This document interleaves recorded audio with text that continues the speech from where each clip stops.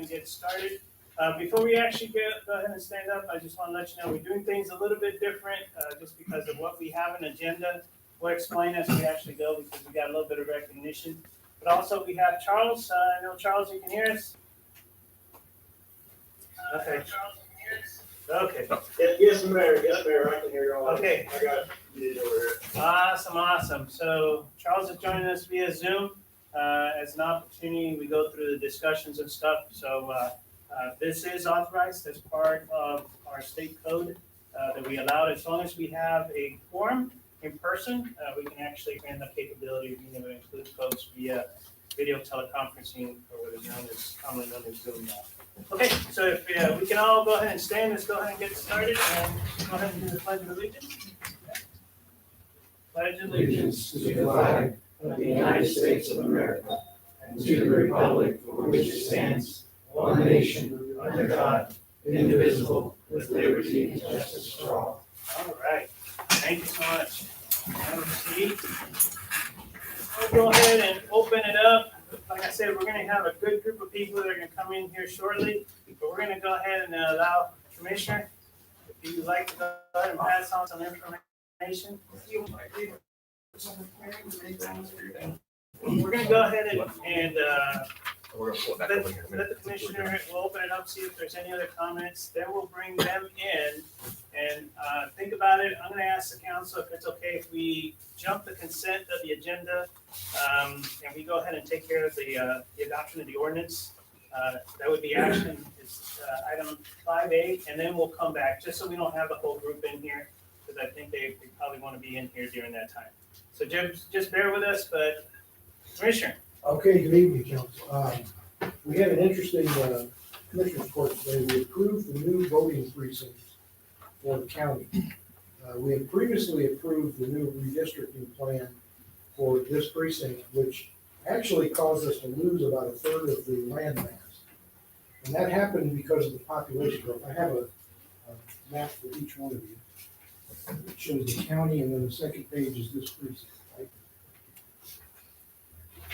And they did treat. Yes, sir, we did. We lost a whole bunch of territory.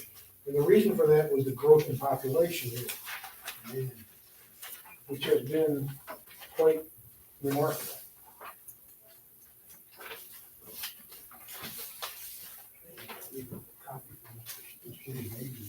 Yeah.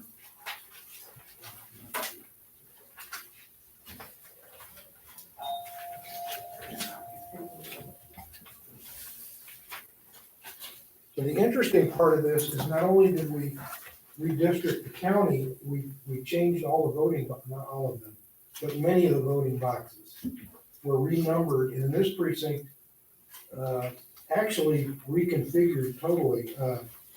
What was box 20, I think box 24 over here becomes now box 11. Box 12, which is the city of Lima, did not change, but box 9 was added, which included half of what was box 10, which went all the way to Rochester. If Rochester is no longer in the precinct, that's cut out. Then we reestablished a box 4, which picked up the rest. The reason for these machinations is that the Senate district was changed. We have to conform to what the state has outlined as the Senate district. We can't have voting boxes that are separate in a separate Senate district, so we have to consolidate. So I'll be happy to answer any questions on this if you got them. Total number of voting boxes, increase, decrease? Decrease. Many, okay, here's a good example in precinct 4, which is the southeast part of the county. 5 boxes were consolidated into precinct 21, box 21. Wow. The same thing occurred in precinct 3. It's because population, the population numbers are not there. So many boxes were consolidated. Okay. I think in total, we originally had, we listed 24, there were really only 23, but now we're down to 20 or 19, I'm not sure exactly yet. They're gonna recount I have a question. that. Yes, sir. Can we still vote countywide, like if I had to go Yes. down to Durban, I could? Absolutely. Part of it, that makes this partially easy, even though some citizens may be confused, you can vote anywhere you want. Your box will change, but you can still vote at any active voting location.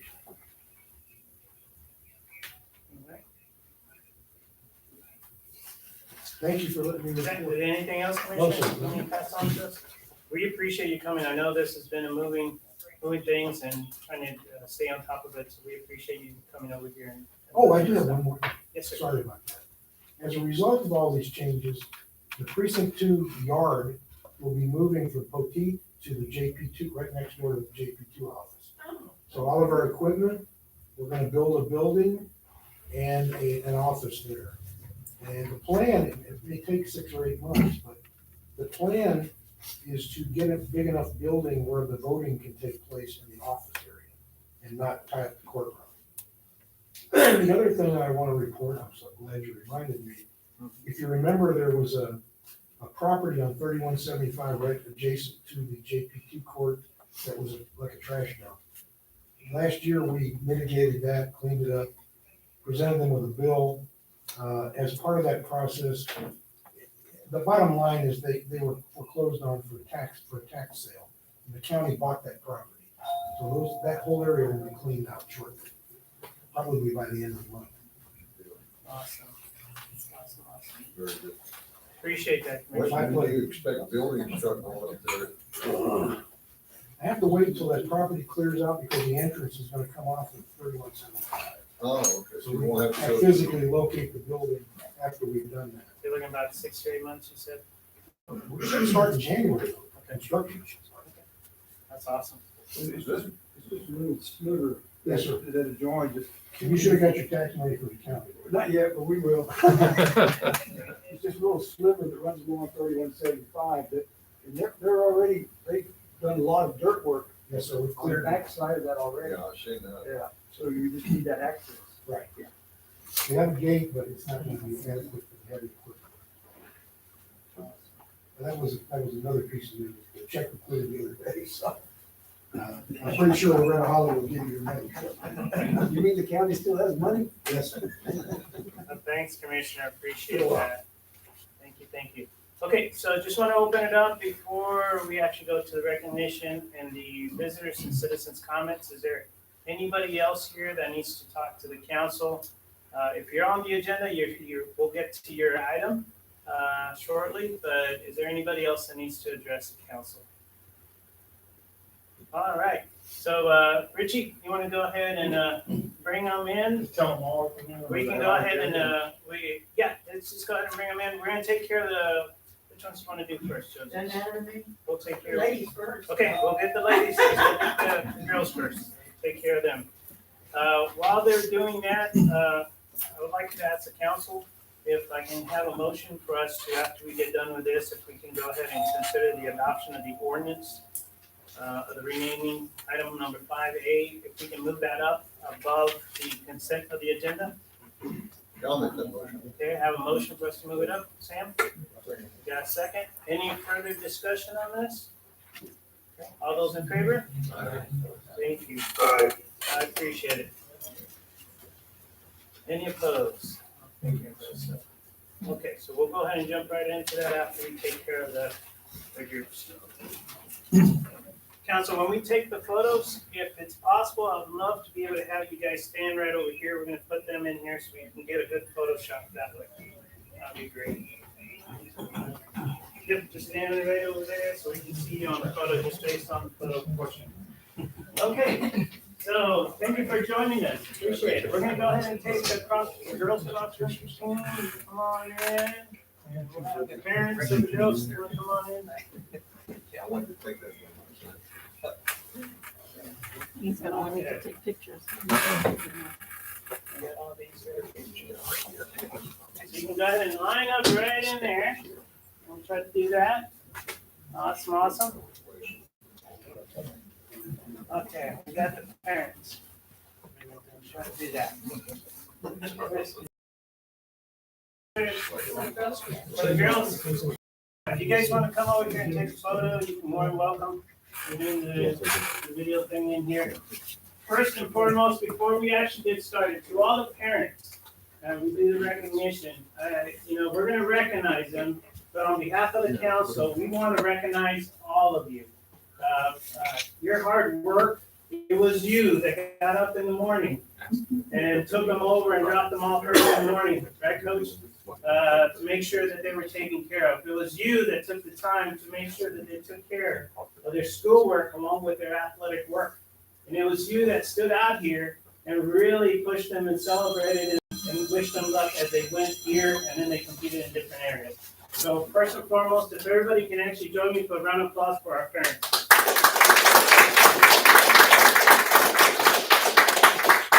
Okay, so let's go ahead and take care of our girls cross country. These are all the same.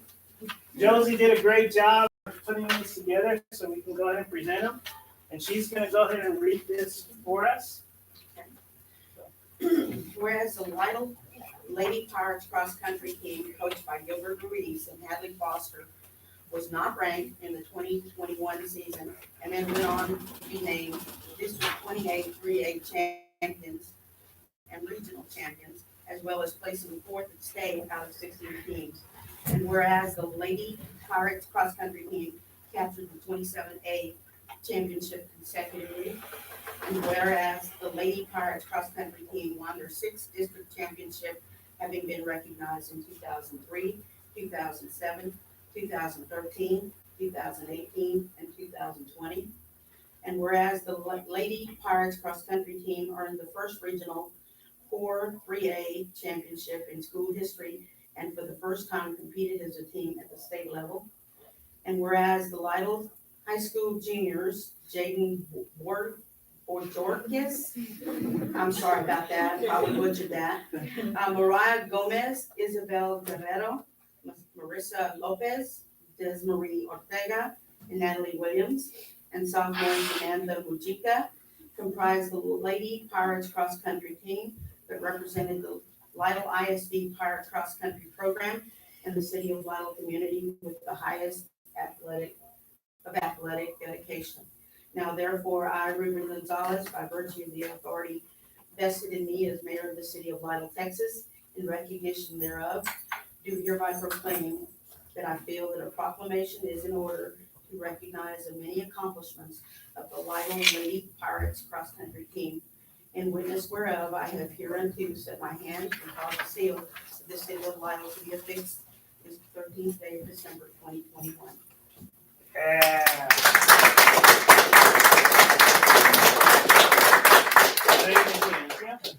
Got the goosebumps. When we're out there, we're all cheering each other. You guys are getting practicing and getting everything else. I think everybody just is so excited about what you guys have been able to accomplish. And this is a token of on behalf of the council and all of us. Thank you, Josie, for helping us out, be able to do this as an opportunity for us to do that. Ask the commissioner if he can join us in the photo. So I'm going to squeeze right in here. If you guys can squeeze this way, and we're going to take photos this way. And council, if you can make sure that we can see you on there, that'd be great. Okay.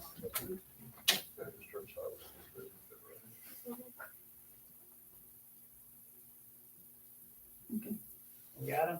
And just want to let you know, we have Alderman Kate. He's right there. Everybody wave back at him. There you go. He's right there. He's also joining us via Zoom. He's actually in California right now. So perfect opportunity to be able to say congrats to you guys. So congrats again. Thank you.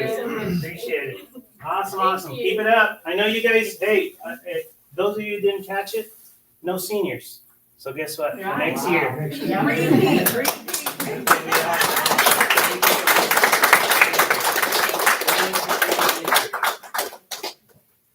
All right. Big hugs to the parents. Oh, we don't want them to leave because we want them on that other. Oh yeah, just hang out over there. We got something else in a little bit. Okay, let's go ahead and get the boys, cross country team, and the parents. Come on in.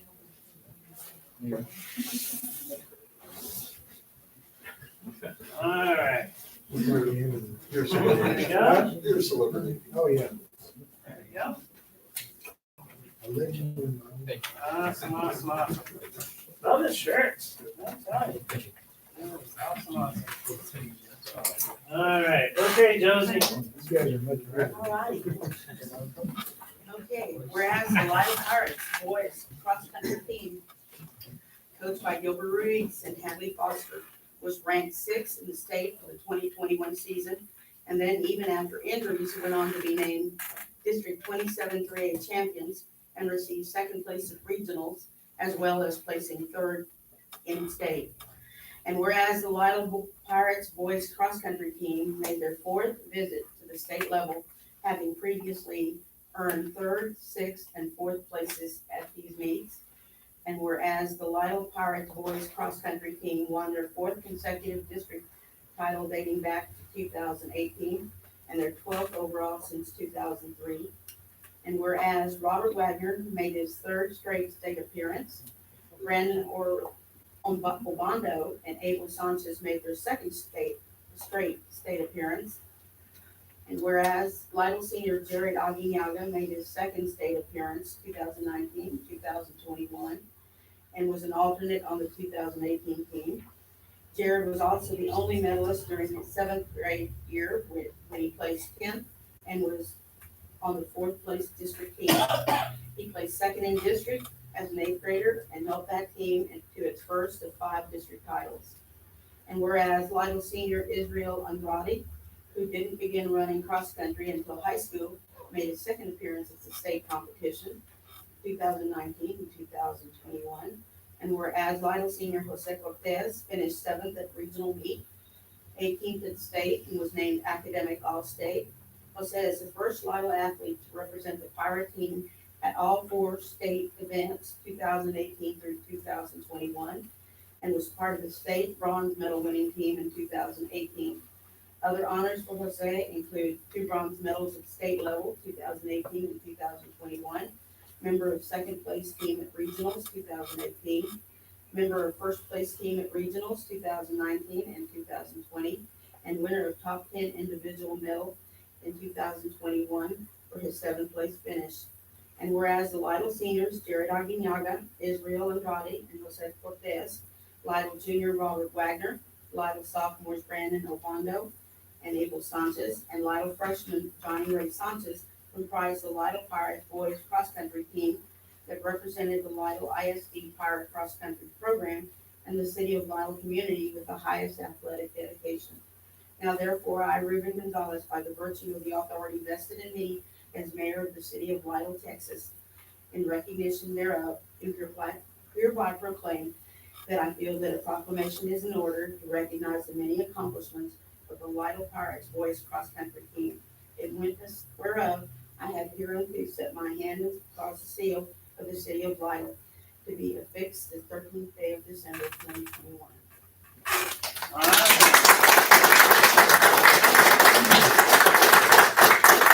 Take a quick photo, so we want to go ahead and turn that over. And we're going to look that way. We're going to take a photo. I'm going to squeeze right in here. Real quick.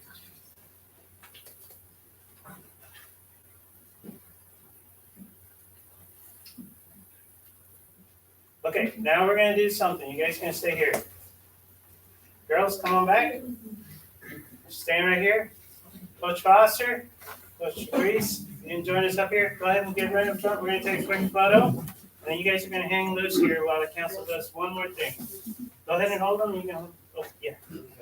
Go ahead and face that way and let's get the coaches in there. We're going to all squeeze in there. Nice little photo. Go right there. Go another chair.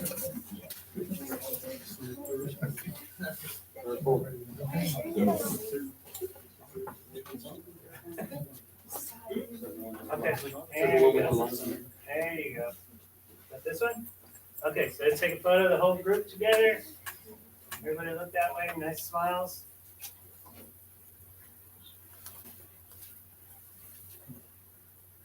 You got everybody? Okay, everybody just stay right there. Everybody just stay right there. I'm gonna come right across. You guys take another one? Okay, let's take another one. Yeah, that one. No, we don't want that one. That one. Everybody delete that one. There you go. That didn't happen.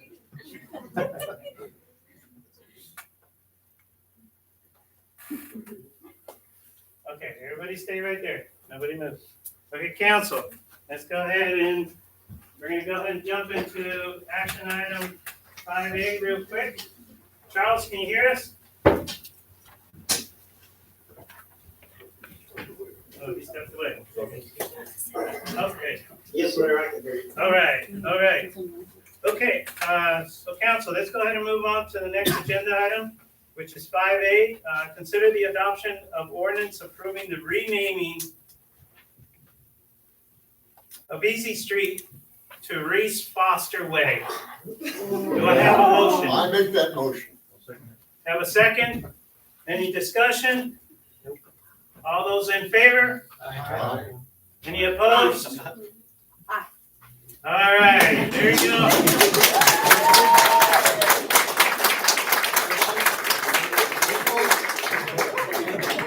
Coach Foster, Coach Reese, I want to give you some background. It was Alderman Kate who actually provided a recommendation on a previous meeting for us to be able to go down this road. The council was very unanimous of us being able to do this. And this is one of the ways that we could be able to say our thanks and the opportunity. We're not going to add more to that because there will be a chance for us to do something out there as an event with the renaming of the street. And today we just wanted to have the opportunity for the council to actually thank you personally and pass this ordinance. So thank you so much and congratulations again. Signs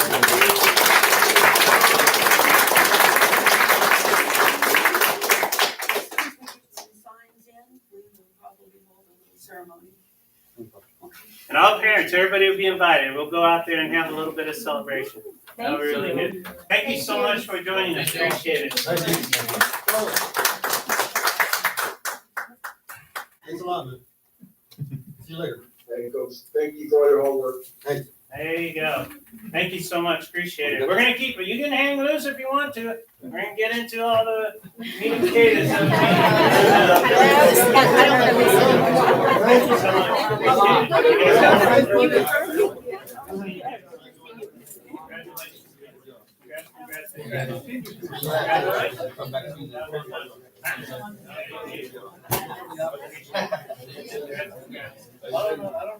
Appreciate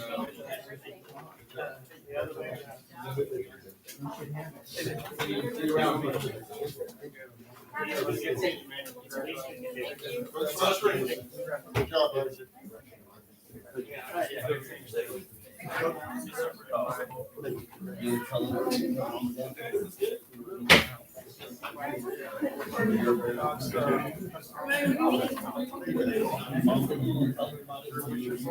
Oh, yeah.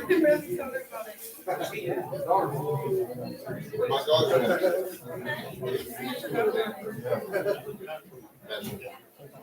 All right.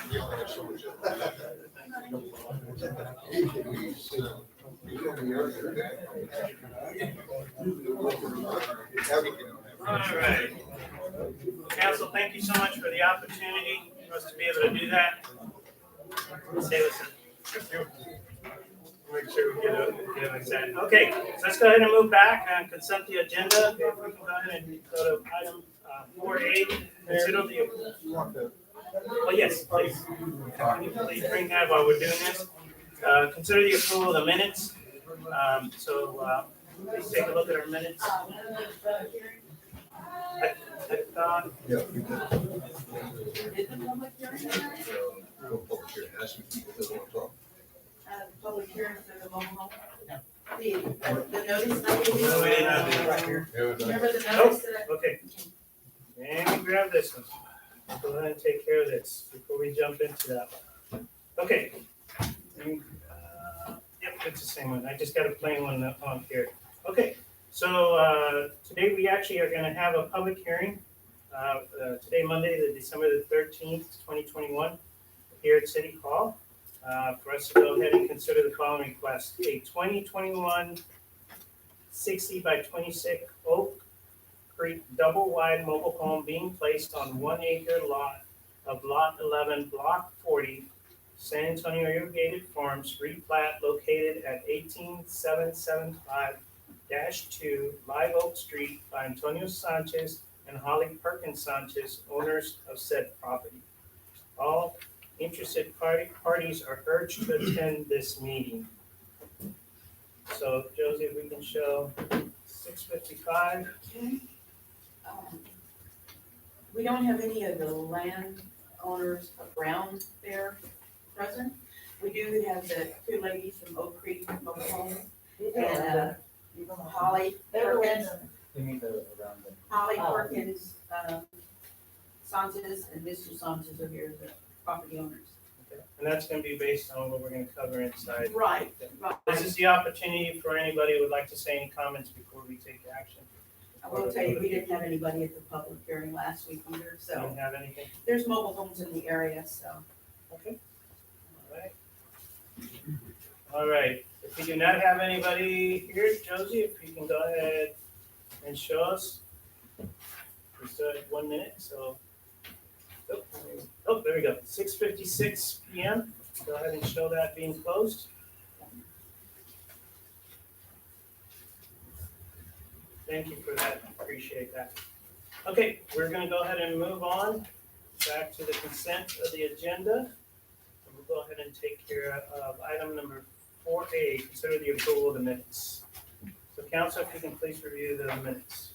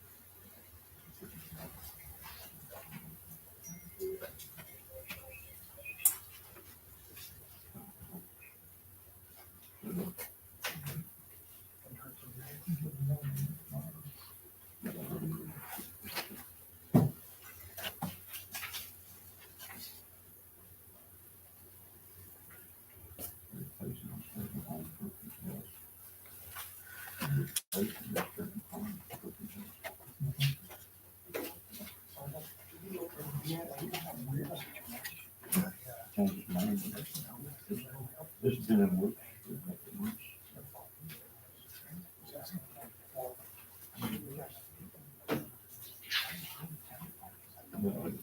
Probably won't be able to go, I'm sure. What are you going to put it in? James.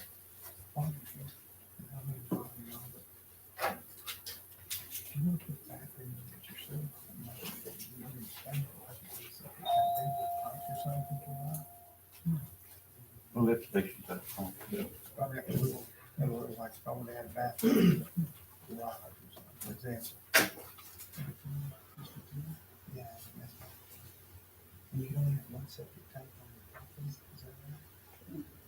Mr. Mayor, I make a motion that we approve the minutes as written. Okay, I have a motion on the floor to approve the minutes as written. Second, any discussion on the minutes that was presented? All those in favor? Yeah, I do it. Aye. Thank you. Aye. Any opposed? Okay, motion carries forward for the minutes. Thank you so much. Okay, B, consider approval of city attorney's monthly bill. I do have it in your attachments, I'll put it in front of y'all, 4B. Josie, on this one, is there a portion of this that goes to the court and a portion that goes to, Yes. I'll tell you right now, looking at the bill, is,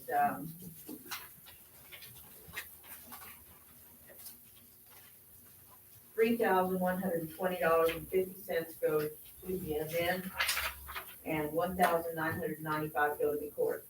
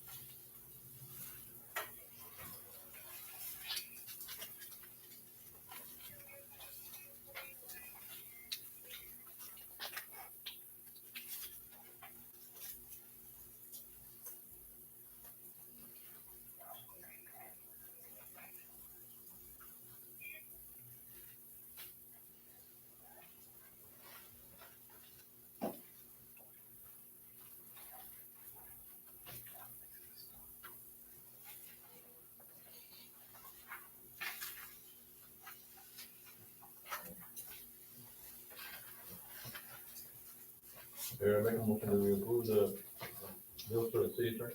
Okay, thank you. I second that. I have a second motion. Any further discussion on this? All those in favor? Be abstaining from voting on this item there. Thanks, Charles, appreciate that. Any opposed? Okay, motion carries forward. Okay, let's go ahead and consider the approval of the payment of the bills.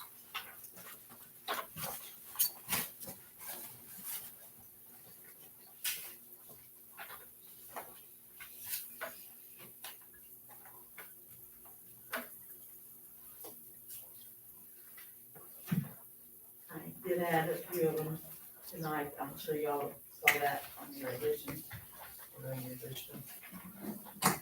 I will tell you on that first bunch that I gave y'all, that I sent out on Friday, I was told this morning that one of those bills, we have not received all the merchandise, it's gonna be coming in stages, so that's gonna be voided. And on the bills list that I gave you tonight, the first four from Dana Safety Supply are, this is safety equipment for the new police vehicles that they're trying to get before the vehicles get here. Those first four, one for 380, one for 710, one for 200, and one for 360. Those are all part of that one. That other one has gone away, and as the pieces come in, we'll be paying them. So we get to hold on to our money a little bit longer. So the one that says item 4C, this is the one you sent to us. Okay, that's the one, there's one there for Dana. The Dana probably- Safety, Yeah, Safety it's gonna Supply? be under the 22, let's see. yeah, it's kind of like Yeah. a little bit below. 16, yeah, it's a little past the middle of the page. Okay, But anyway, for $16,065.54, forget that one. The other one that you need to take off of there is the notary underwriters, because that was gonna be for renewing Virginia's notary thing. And today Virginia dropped a bombshell on me, and gave me 2 weeks notice. council, we'll have a further discussion on that later. So, or not discussion, but just an update, so. All right.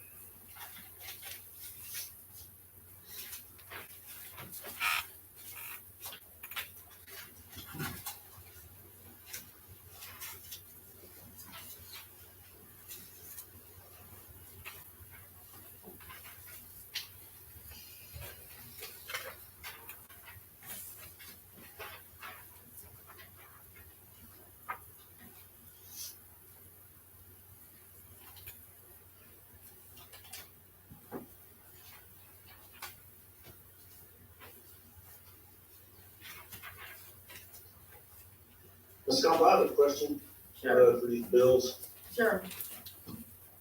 Are we paying waste management for the supposed cleanup that they did out on 6843 this month? I believe that 1,750 is on there. Yes, Yeah, I know we got a later agenda item discussing 6843 in more detail, right. but I'm of the opinion if, people aren't gonna be doing a good job, we shouldn't pay them. Well, my understanding was that they did a very good job, but a few days in, after, people saw it right after they got through doing it, and it lasted for a couple of days maybe at the most. And before you know it, it was back to looking as bad as it was before Waste Management cleaned it up. Yeah, I mean, I would dispute that just because I went out there, before I came out here to California. And I took some pictures. Unfortunately, I didn't get them out to everybody. But there's trash that's been down there longer than I've been alive, probably. You know, there's quite a bit, and I think, I find it extremely hard to believe that amount of debris was dumped within the time frame that, they were out there, the time that I was out there, so. It's pretty bad. Probably, it's shameful, but anyways, that was my question. Thank you. I did have some people that reported to me that said that they went out there and looked right after it was done, and that they've done a good job, and couldn't believe at the amount of trash that showed up after a few days. Our police chief was one of those. So Charles, I don't know if you can hear me, we were monitoring pretty close, and it was pretty cleaned up. I mean, and, there wasn't tires and couches and all kinds of toilets and stuff out there. But I will agree with you, when I went out there, the stuff that's out there looked like it'd been there forever. Now, I don't know why that is, if they had it around their house sitting outside, then they took it over and dumped it. But it was clean, and Matt, right? Yeah. It was clean, and now it's far from it. I also want to give extra credit to James and the Public Works crew. They went out there because one of the things that Waste Management would not do was the tires. And they went ahead and picked all those up and hauled them out there. And those of you that have gone out there here recently, you'll notice that there's tires out there again. I do, from my house, on the back of my house, I hear dump truck. I can hear it, but in that direction, northern bay, somebody might be dumping there. I hope not. I can hear it, like a dump truck. But that's one of the items on the agenda for discussion. A little bit later on for us to discuss that, but I think the services were rendered, not only from Waste Management, but also with Public Works of taking care of that area. It's just very unfortunate in the sense of folks actually that quickly acting. So, but we'll talk about that a little bit later. I move that we pay the bills. Have a motion? Second. Okay, any further discussion? All those in favor? Aye. Any opposed? None. Thank you so much, I appreciate that. Okay, let's go ahead and continue on, jumping right back into action item 5B. Consider an act upon the request for variance from Roush Coleman to have sales trailer at Saddle Ridge. Josie? Well, you got it in your packet. I really thought they were gonna have somebody here tonight. A few weeks ago, we found out when our guys went out there, install meters and stuff, that there was a mobile home out there at Saddle Ridge. They never asked about the mobile home out there, but they are using it as a sales office. So we told them that without council approval, that couldn't be. So they disconnected everything, and they're waiting on word from council to see if the council will approve for them to have this mobile home out there to use as a sales trailer until around February, from when the first house gets completed. And then they'll switch to the house and use that as a sales office. This is something out of the norm, but we were just surprised that they didn't come in and ask about it. We would have told them that, you know, that wasn't. The normal process is depending on the cells of their homes, they might operate out of a different area. This area has gotten a lot of attention, so they moved a facility, or in a sense of them being able to operate, and that's when they contacted Josie and found out that we need to go ahead and get the approval from the council for us to Is there any compelling reason why we shouldn't approve this resolution? It's totally up to y'all, you know, as long as y'all know that it's not gonna be left there permanently, it's totally up to y'all. I will tell you that a lot of the businesses that are building new buildings, like churches, Burger King, when H-E-B did their store, they usually have a trailer out there on the construction site, so this is something similar. And I'll be honest with you, if I wouldn't mind having somebody in that trailer 24 hours a day, not just during regular hours, because James will tell you, we already had vandalism on the smart meters. I move that we go ahead and allow them to keep the trailer until they have that first house built to use it as their sales office. Have a second? Any discussion on that? All those in favor? Aye. Any opposed? Aye. Okay, motion carries forward. Thanks, Josie, appreciate that. We'll go ahead and notify them. All right. C, consider an act upon the recommendation from the Mobile Home Commission or request from Antonio Sanchez and Holly Perkins Sanchez on Live Oak Street. Josie? Okay, this is that public hearing that we just had. Perkins are here tonight, as well as the two ladies from Oak Creek. Mayor, did you pass that around to the council as Yes. to what that looks like? They had the letter. Right. Yep, they have that. This is on the Live Oak Street. If you remember a few months ago, William Perkins had some property that he had replatted off of, Live Oak Street. And this house is gonna be back on the back side of it. There's easements and everything that were done when the replat was done, and y'all approved that a few months ago. I make a motion to allow. Okay, The board. we have a motion. You have a second? Okay. Any further discussion? Is there anything that you'd like to go ahead and communicate to the council before we vote? Y'all, well, I'm gonna vote first. I'm jumping the gun. All right. Okay, so, no further discussion. All those in favor? Aye. Any opposed? If y'all will contact us about permits and stuff like that, we'll get moving on it. Thank you very much. Thank you. All right. So, all good to go. We appreciate Thank you you. being here and, good luck. Thank Good luck. Hopefully Thank you. everything works out. And on behalf of the council, thank you for your service. We really appreciate it. Thank you so much. All right. Thank you, council.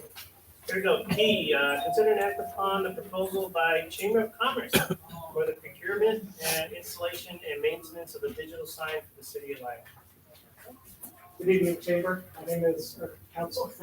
My name is Brad Beazer. I'm currently on the Board of Directors for the Chamber of Commerce. As of 1 January, I will be the president of the Chamber. I'm joined by Pam Patel, who is also on the Board of Directors.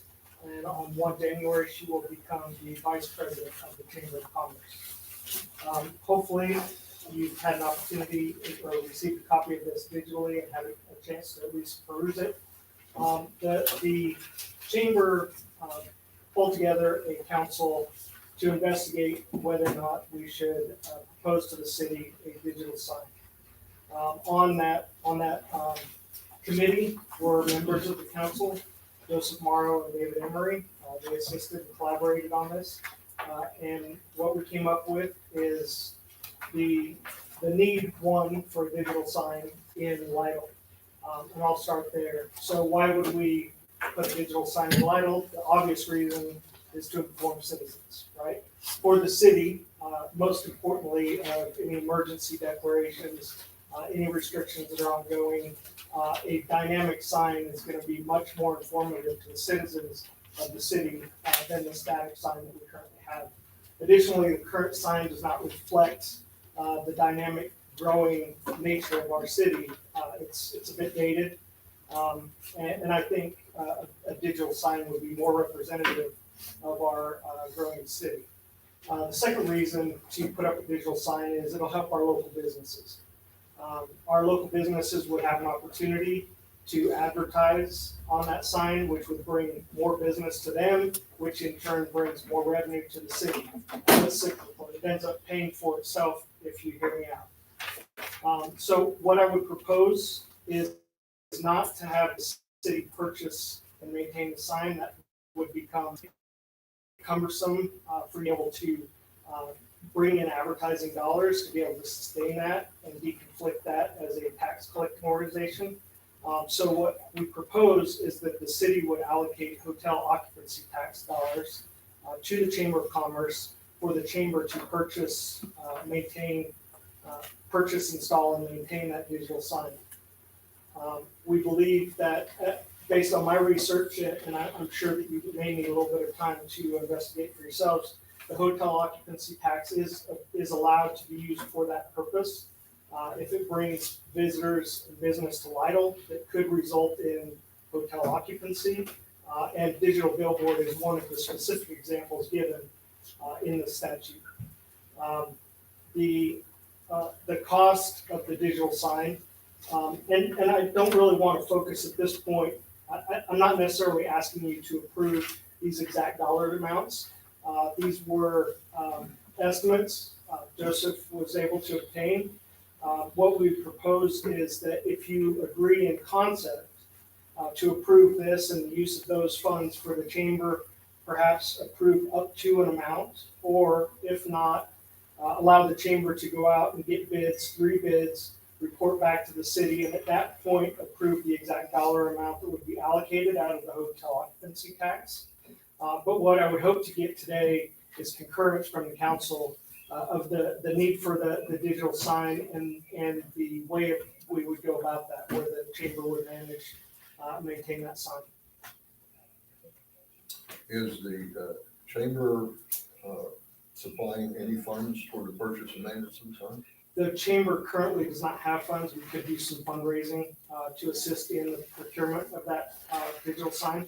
Currently, most of the chamber funds go back to our businesses, and we also have a scholarship fund.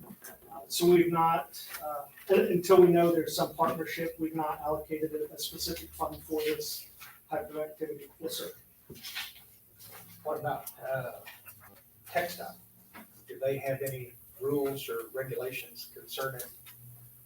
We wouldn't propose putting it on a text dot, not on the interstate. Where I would propose putting it is replacing the current city. Just right here? Yes, sir. So it would be at that intersection, elevated so that it's visible, not just at that intersection, but from a distance. People would be able to see the sign. It would be dynamic, static on the top, displaying welcome to Lytle. And then the content below would be dynamic. So you could have a city announcement such as water restrictions, and on the other side, you could have various local business advertisements scrolling. We would give a break to local businesses to advertise. We would charge more for external businesses to advertise. That leads to another question. Yes, sir. Is the chamber going to handle the sales of advertising on the site? Yes, sir. Right? And following that, who controls the changing of the wording and the ads and all that? Yes, sir. So I would foresee having somebody from both the chamber and the city trained. The installation, purchase and installation of the sign comes with training on how to program the sign. So I think it needs to be dual hatted. The city should be able to control that. And the chamber, you should not be burdened with advertising. That should be the chamber side of the sign. Sure, and I've heard that you've already lined up some local businesses indicating they're willing to buy a certain level of advertising. Yes, sir. I polled the entire chamber, all the businesses in the chamber, and had resounding responses about the interest in doing that. Obviously, they all wanted to know the details. How big is the sign? Is it this? Is it that? We didn't have those details at that point, but the interest was astounding. So the work, based on what you have in the proposal, the work that you're gonna be collecting for the advertisement, those costs are gonna be used for the maintenance. Yes, sir. Is that correct? Yes, sir. And any additional funds above and beyond maintenance would go into the chamber, which then goes back into the businesses. Okay. I have a question. Will the city be charged to put anything on there? No, ma'am. Yeah, my question, we just want to make sure that we would have access for an emergency. I mean, our stuff doesn't happen Monday through Friday, 8 to 5, so we need to be able to, at 3 in the morning, to be able to Bluetooth into it or something and put a message up that we've got a, emergency road closure or water outage or something. Yes, That's and our only concern. And that's why I proposed the city having I just wanted access to that, Throw that in there. and they can determine who the appropriate organization is. Now, I'm not sure, but I believe TxDOT also regulates. TxDOT would regulate that. When Sonic put their first digital sign in up here, TxDOT actually had them turn it down because it was too bright. So we are going to have to reach out to TxDOT to see what their requirements are. We face TxDOT roads. They still regulate Faces their off-premise, well, they can regulate off-premise signage as well. Okay, So so right that's what I where our understand. current sign is, you think that would be Yeah, in it there? falls Yes, under because TxDOT we face TxDOT Okay. roadways. It's their road, they control them. So that would just be a check with them, right? That's We'd what we probably have to go through a understand. planning stage, submit it, a process, could take If a we while. get to that point. Yeah. It might be good to just find out what the looms, what are the looms in the sense of restriction?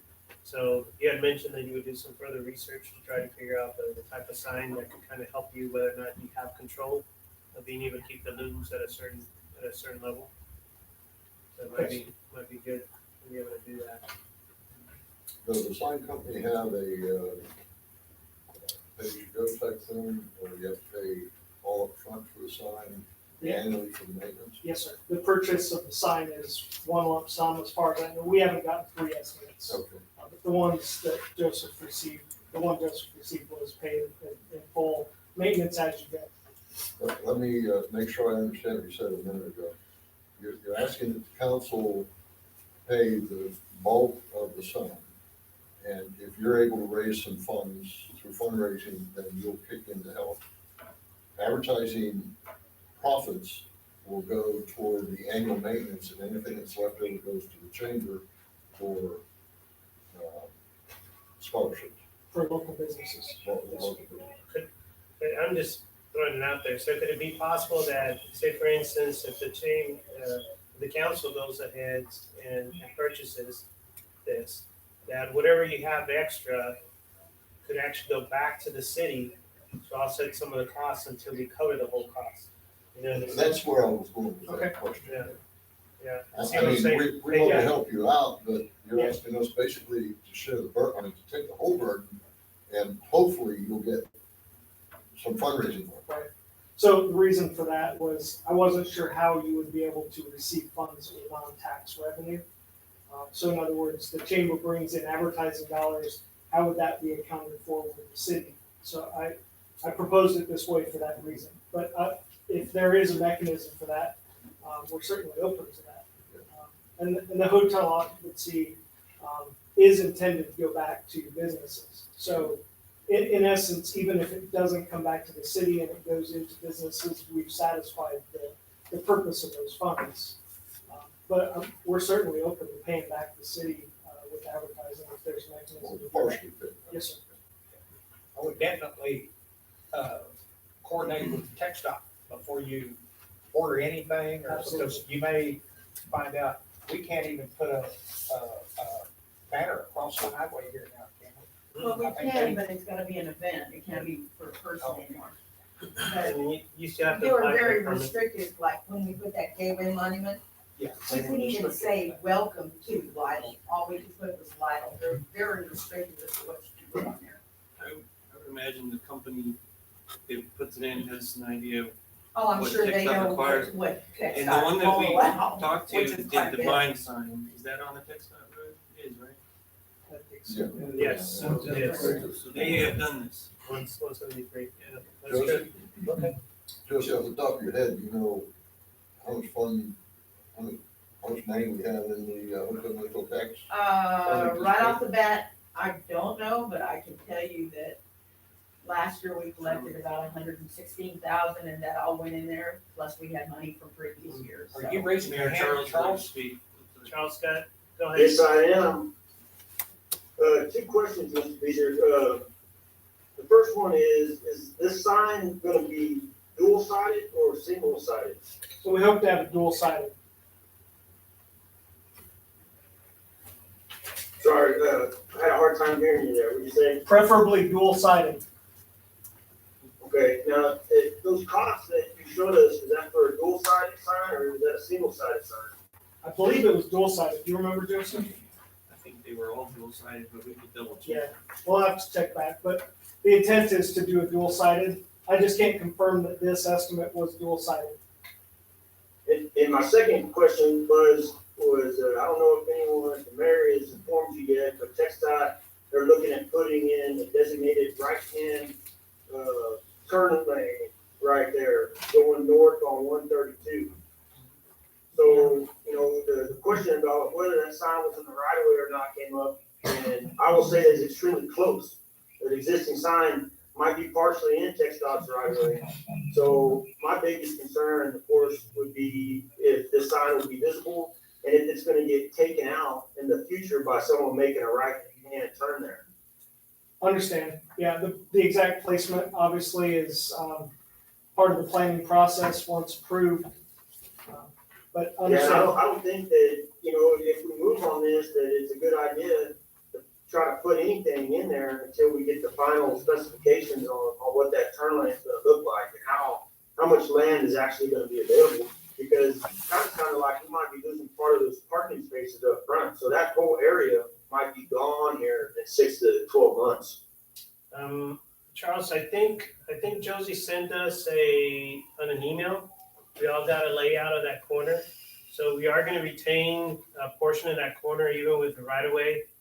The difference with this sign, it's actually gonna be sitting on a pole, right? Yes, sir. So it's not gonna be down in the bottom, so it's gonna be a lot less in the sense of taking the area in the bottom. We still need to check without a doubt. Yeah, I understand that, Mayor, but as we've all seen in Lidle, people take right-hand turns and they take it off signs all the time. And there's a big difference between $100 stop sign and a $50,000 digital sign. So that would be my concern about putting it there, is that it's gonna be a waste of money. What height are you planning on? I noticed the different heights here. Yeah, so there were two, based on, I would like the council's input on this, obviously, whether they would like to go with the larger, taller sign, or the smaller one. You could see an individual David, next scroll to it as representative image. Well, I was just thinking that, to speak to what Charles was saying there, the sign that's out there now is there because you need it down on the ground and close to everything. Could we not put it almost at the little railing by our sidewalk out front here on a taller pole? So it would actually be just up above the entrance and visible all three ways. Yes, sir. That was the hope, to get it high enough to have it visible from beyond just the stop sign. Yeah, so moving it back almost up to the railing by the little sidewalk thing there might solve the problem. Agree. And again, it depends on how much land they're gonna take from that easement. I'm not ready on that. Yeah, they're not gonna come up to the front door.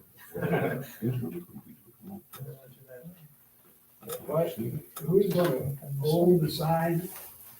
Who's going to own the sign? So it would be the Lytle Chamber of Commerce if we did the procurement of the sign. And see, I've got a problem with that. You know, again, how are you going to respond to other people that say, you know, we had a problem one time when Chick-fil-A wanted to come in and put their trailer on our property, the city's property, use our water, use our electricity. How are you going to tell churches that you can't do that?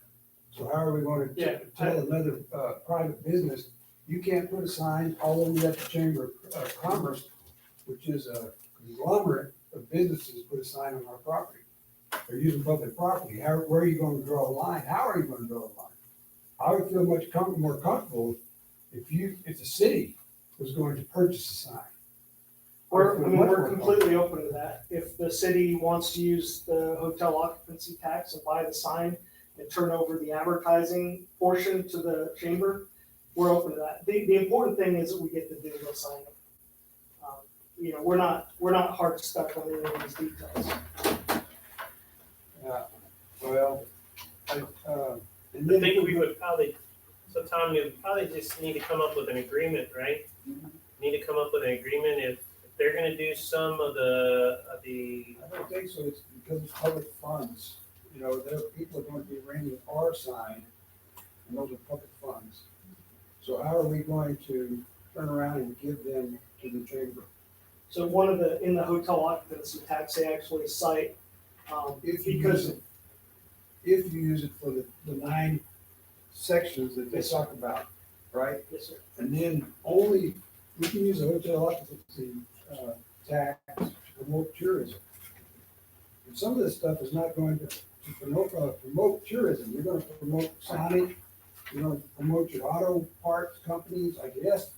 Who's going to advertise, right? The small businesses, we're targeting those members of the chamber, which are not those large companies in Lytle. We're talking the small and pop businesses. Yes, and then my question, I mean, I'm all for small businesses. I'm a member of the chamber. I am a small businessman. I'm all for that. But do tourists come to the small businesses? Well, what would bring tourists is advertising activities going on in the city, such as the Lytle Market that we have, the food truck rallies that we've been having recently. Those are all chamber events that we're having, and the sign would help us promote that. Right, and I understand that. You know, look, I was just brainstorming earlier today about what we actually do in Lytle to bring in tourists or visitors. I'm not sure that they're tourists, right?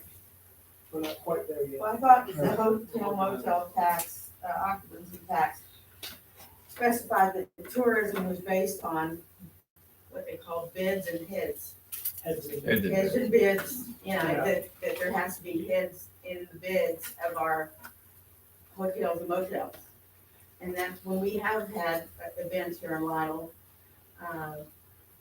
We, like our Easter thing, we have it the Saturday before Easter in hopes that people that are coming out to visit the families on Easter Sunday will come early, come to our Easter egg hunt and stay the night at one of our, well, at our hotel now. And the same thing when we used to do the hayride, we used to have it on the weekend of Thanksgiving, thinking that people that came for Thanksgiving to be with the family would stay over to that and maybe would stay at our hotel or motels Thursday and Friday nights, or at least Thursday and Friday nights. But that's the way we tied those events in with the tourism part of it. Yes, yes, ma'am. And there's nothing in their mandates that you have to show that more people are in beds, but we're certainly not going to bring more people and increase the chances of beds, heads in beds if we do nothing, right? So this would be a step in that direction of enticing or informing visitors to come see our city and hopefully maybe spend the night. Well, I agree, on the events, like Joseph was talking about, I was just thinking, we've got, like Joseph said, we've got the Santa hayride, we've got the Easter egg hunt, we got the 4th of July fireworks, which is specifically mentioned in the TML thing that says you have to have a spectacular fireworks display. We got the church with the festival that brings in a lot of people. How many people, and this is something we need to do, we need to go and talk to them and see how many people are coming into this hotel. Because all of these taxes are written in this hotel. And he should have a pretty good idea of who is going to his hotel. He's a member of the church. Yeah.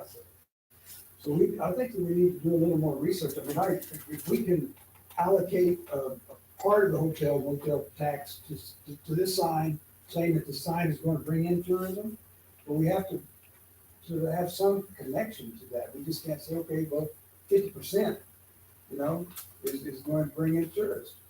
I lived here all my life, and I don't know. I just tourist. We're not like Castroville. We're not like Fredericksburg.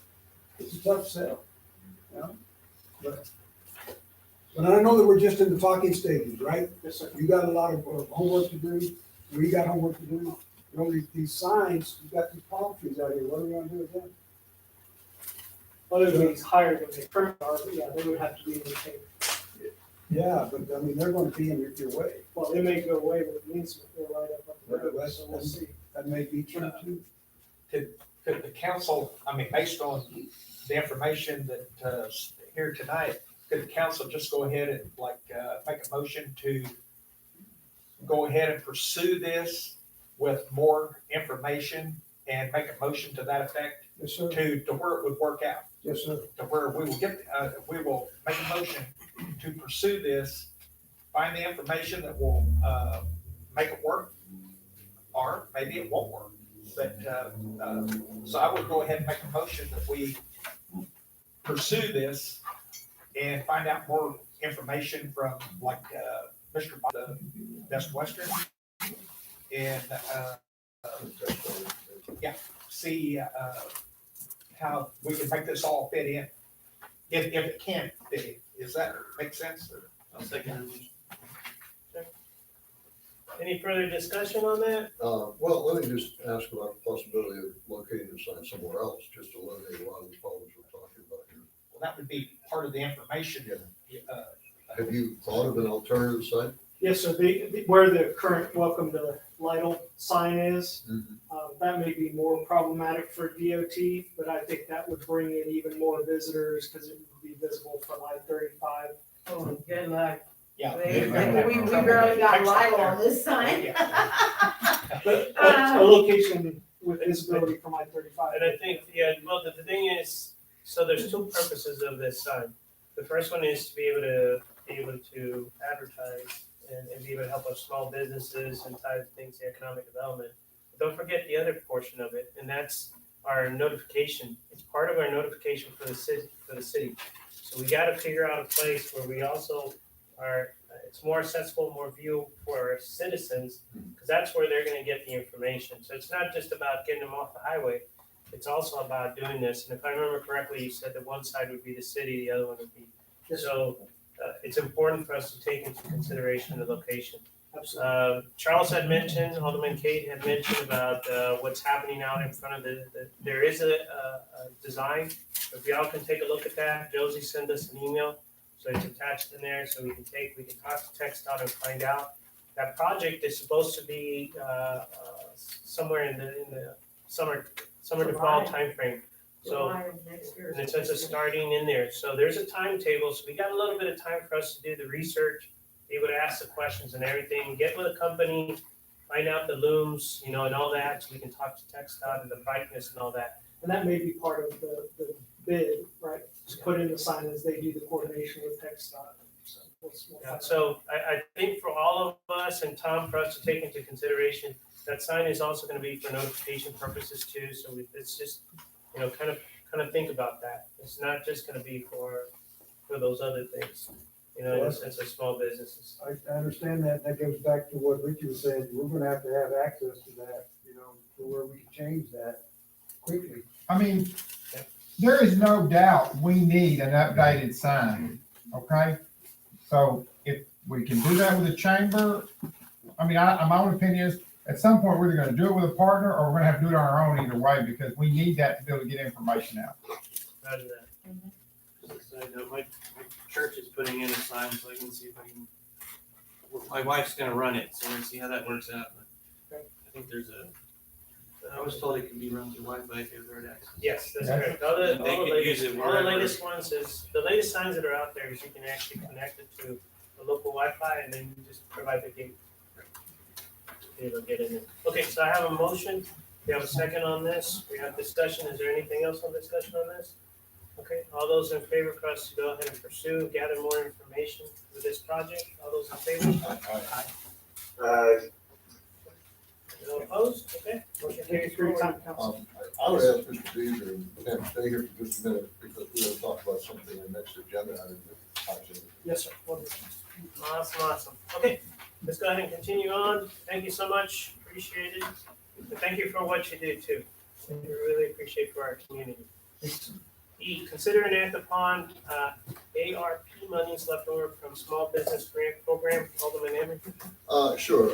I know you're all familiar with our program here. We got money from the federal government to help small businesses offset any unusual expenses or losses they had because of the ongoing COVID problems.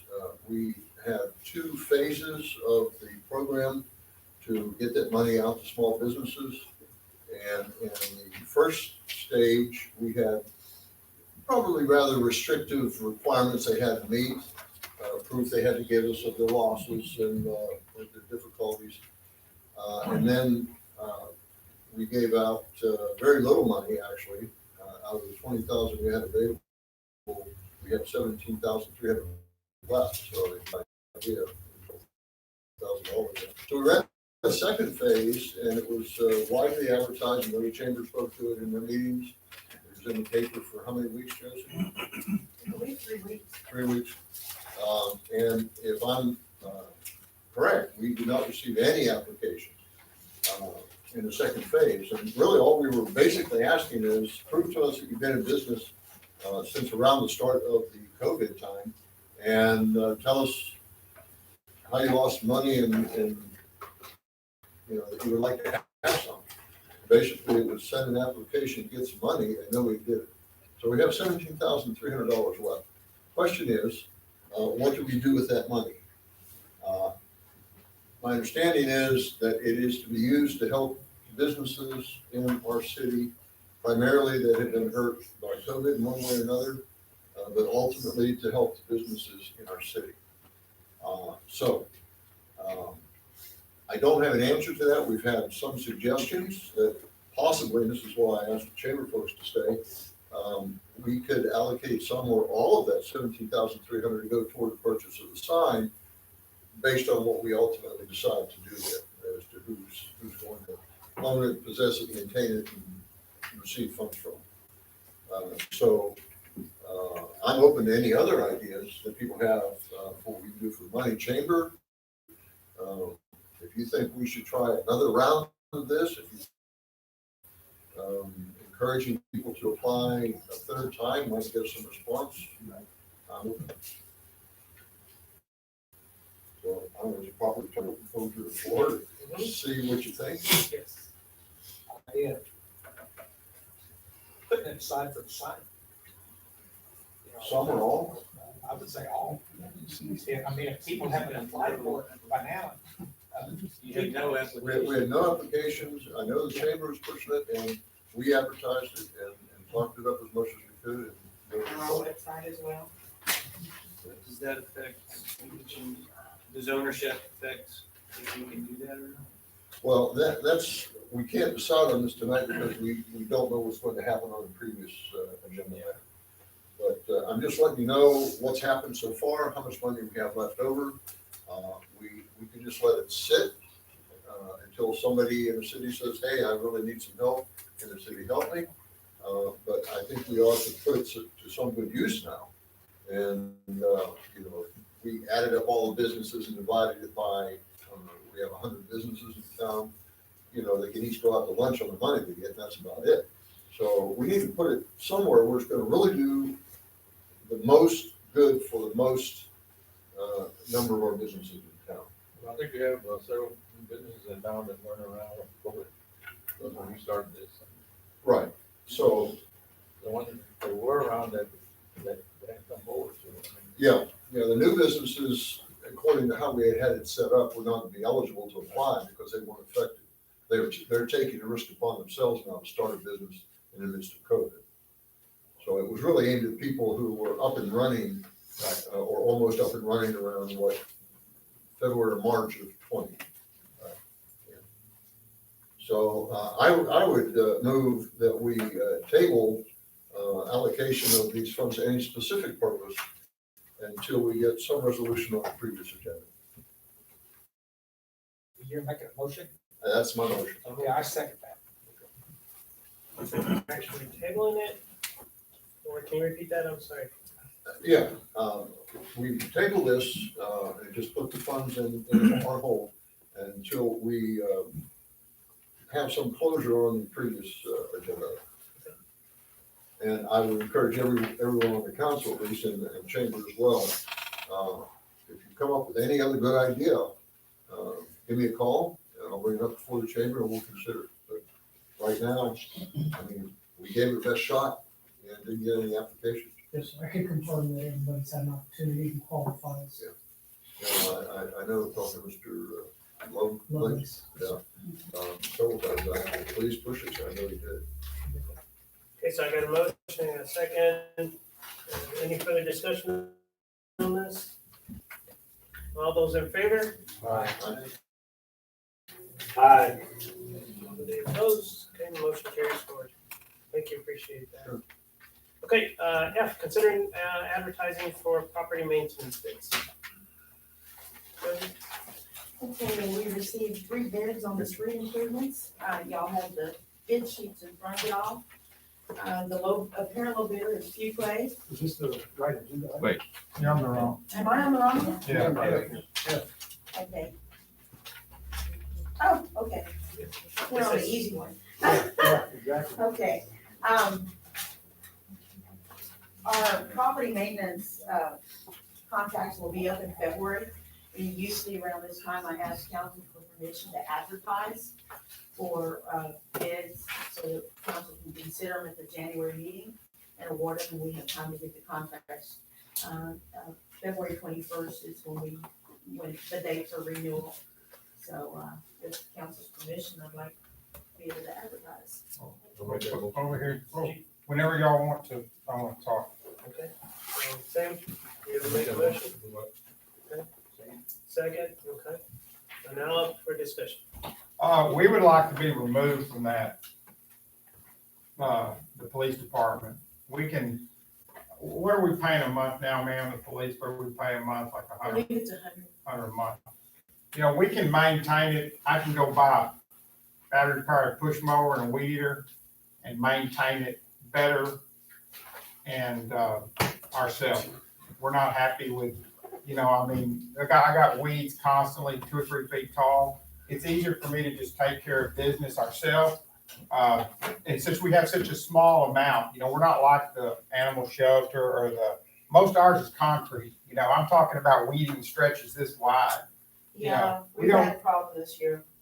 So we would like to just be removed, for half of what we've got in the budget, I can go buy the equipment.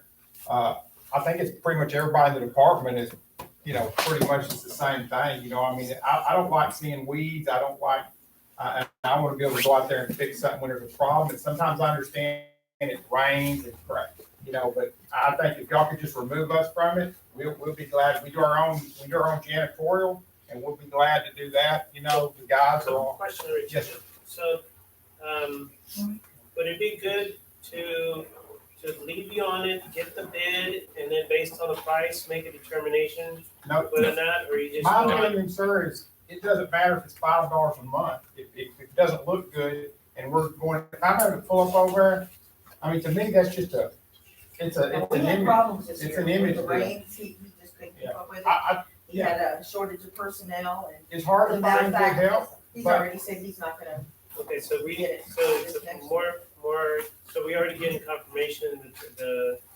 contractor is not gonna be, or the provider is not gonna be doing it. So we probably end up with somebody else.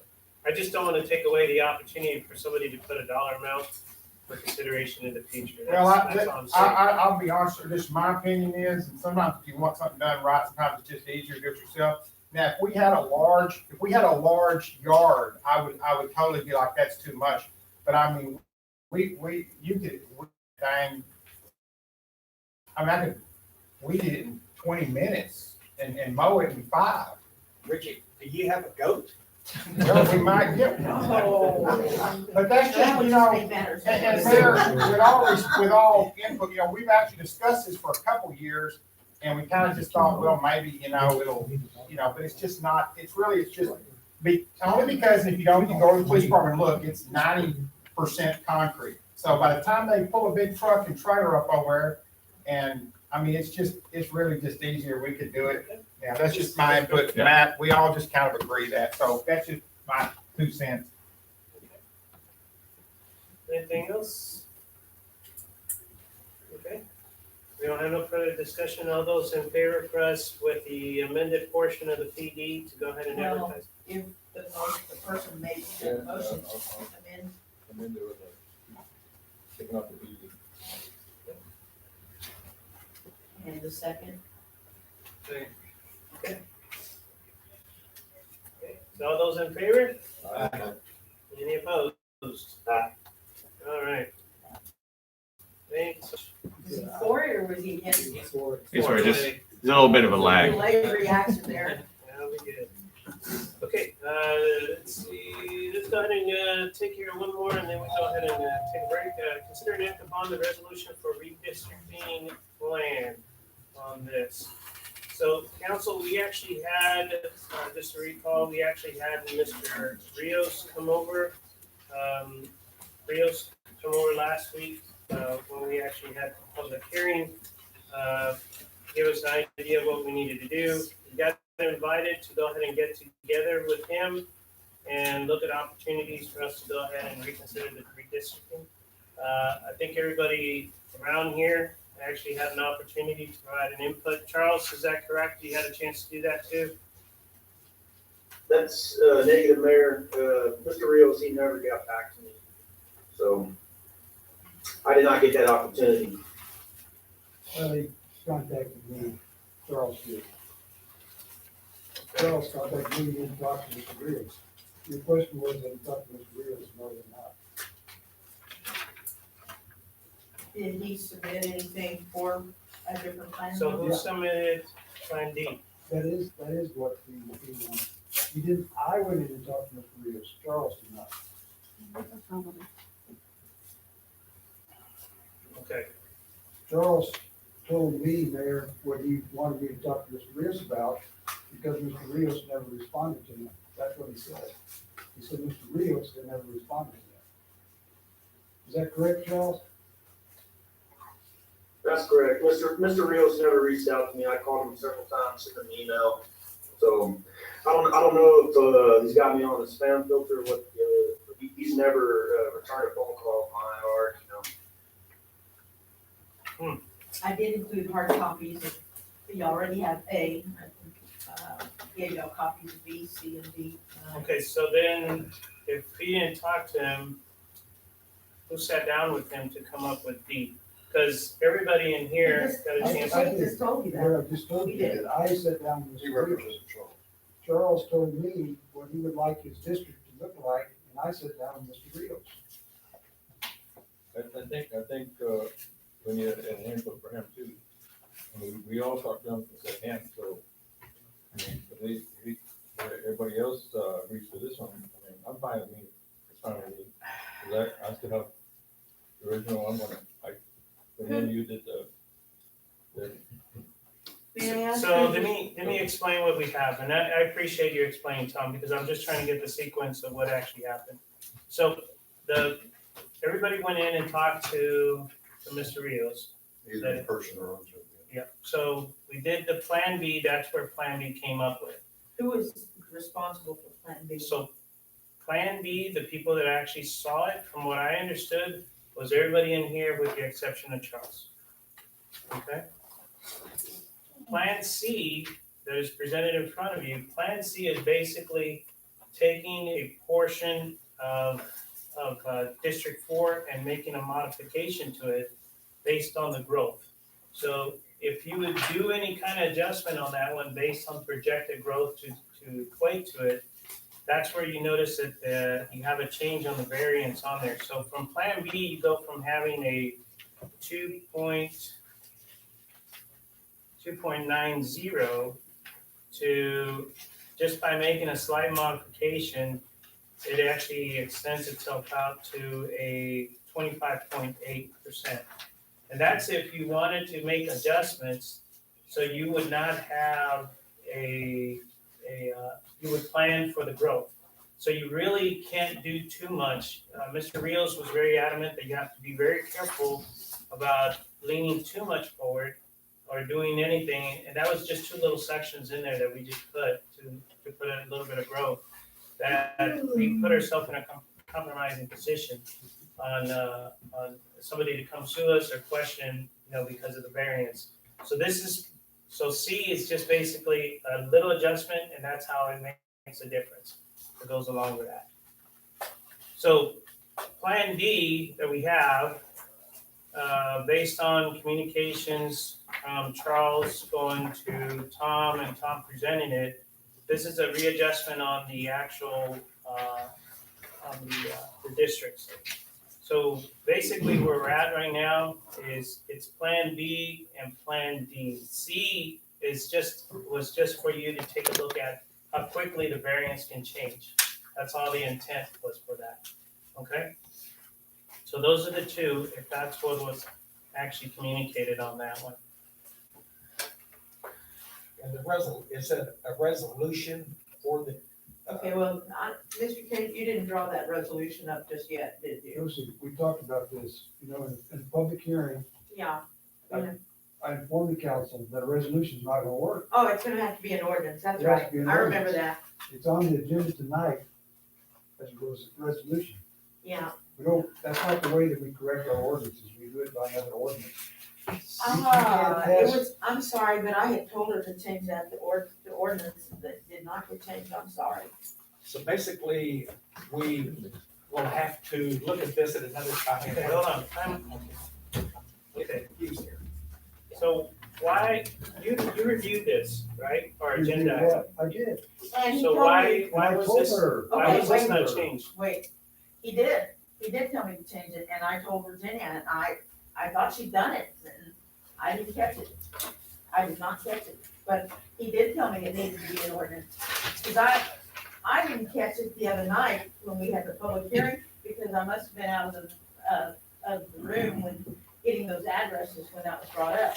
So when he told me about it, I said, well, I don't remember hearing that, but it must have been when I was out of the room. So I told Virginia to change it, and apparently she didn't, and I didn't catch it. I thought she had gone back and changed it.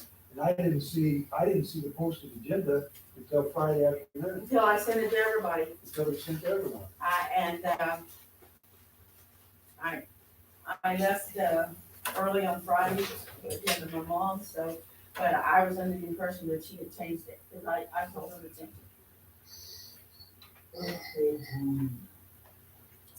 We still have plenty of time now. Well, the way I understand it also, We're gonna have to have a we're public not ready hearing to again do an anyway. ordinance tonight anyhow. We have to have another public hearing, We don't we? have two plans before us, and looking at the PowerPoint presentation that the attorney gave us at the last meeting, the redistricting meeting, we should, if these are the two we want to consider, we need to have another public hearing to open it up to the public and get their input, and then it's up to us based on what we have, what we think, what they offer. And there's some pretty strict guidelines of how they give us input, written, legible, et cetera. And then we'll come back to the council again. Well, And actually, if we have a public hearing to discuss this and look into it, you could have a special meeting right after that. exactly. And then the ordinance is drawn up specifying which plan is going to be our plan. Right. And then that ordinance will come before us and we sign it. That's great. And all this needs to take place before. Before the filing date start, which is around the 15th of January.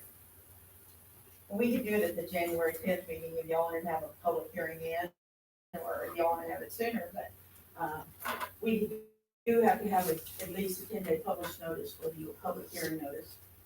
Okay. Okay, fine. Can I ask, Charles, can I ask you a question, please, sir? Yeah, go for it, David. Yeah. In Plan D, it's changed quite a bit. And most of my constituents, my current constituents, disappeared from my district. What's your thinking on that? Well, for about the past year, David, I've been working on that, the sidewalk grant application, right? And the majority of that project lies in, what District 5 we proposed in that plan. I have a vested interest, I feel like, for the work that I put in, to be able to represent, the people, the handful of businesses, the school especially. So that is why I would be supporting Plan D, because that's, for the majority of my work for the city is gone this past year. So that's why, even in Plan B, compared to the previous plan, I lose about half my constituency. So, things change, and I will say that, we're gonna be doing this again here in the next couple of years, once all these new homes come in, District 4. We're either gonna be redistricting everybody, or we're gonna be adding, new seats on the council. So, unfortunately, it's something that just has to be done, but as far as why I would advocate for Plan D, that is because that's my justification right there. How much interaction have you had or will you need to have with the people near the sidewalk project in order to expedite that? Well, to give you an honest answer, I'm not 100% sure, but I will say this, that the project that I worked on, it benefits those residents in particular because it's in their neighborhoods. Okay. I don't see why. Is it not? I'm asking, whenever you take a look at the new map that's proposed, does every inch of that proposed sidewalk project fall into the new outline for District 5? The project for the sidewalks benefits the whole city, not just the people in that district. Well, I'm asking you, where does that project lie? What are the boundaries of that? I don't have it in front of me, so I don't know. I don't have Yeah. the sidewalk. Well, I'll tell you that 100% of it does. 100% of that project lies in that proposed District 5, so there you go. But again, why couldn't someone in District 4 or District 1 do a project in another part of the city that would actually benefit the whole city? Well, they might be able to, David, but I'm asking this, how many projects have taken place in the past 30 years? Irrelevant. Well, and I don't think it is. I mean, I think that I was able to do something for the city that directly benefits those constituents, so. There's your answer. Okay, well, I'm not real keen on the idea of losing most of the constituents I've had for the last year. And I mean, I'm not either, David, so I mean, somebody's gonna lose constituents. I'm gonna lose constituents, because I'm gonna pick on. Someone's losing constituents, right? The adjustments that we had in front of us, based on what Mr. Rio said, is the first and foremost is that we had to align people to be within the districts.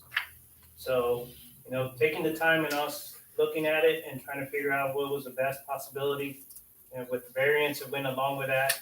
The other thing that we took a look at that is just for the boundaries within the county. So it does help to try to have things within the county lines too, as best as possible. So instead of having two, or instead of having three, you have two districts that are within the particular county line too.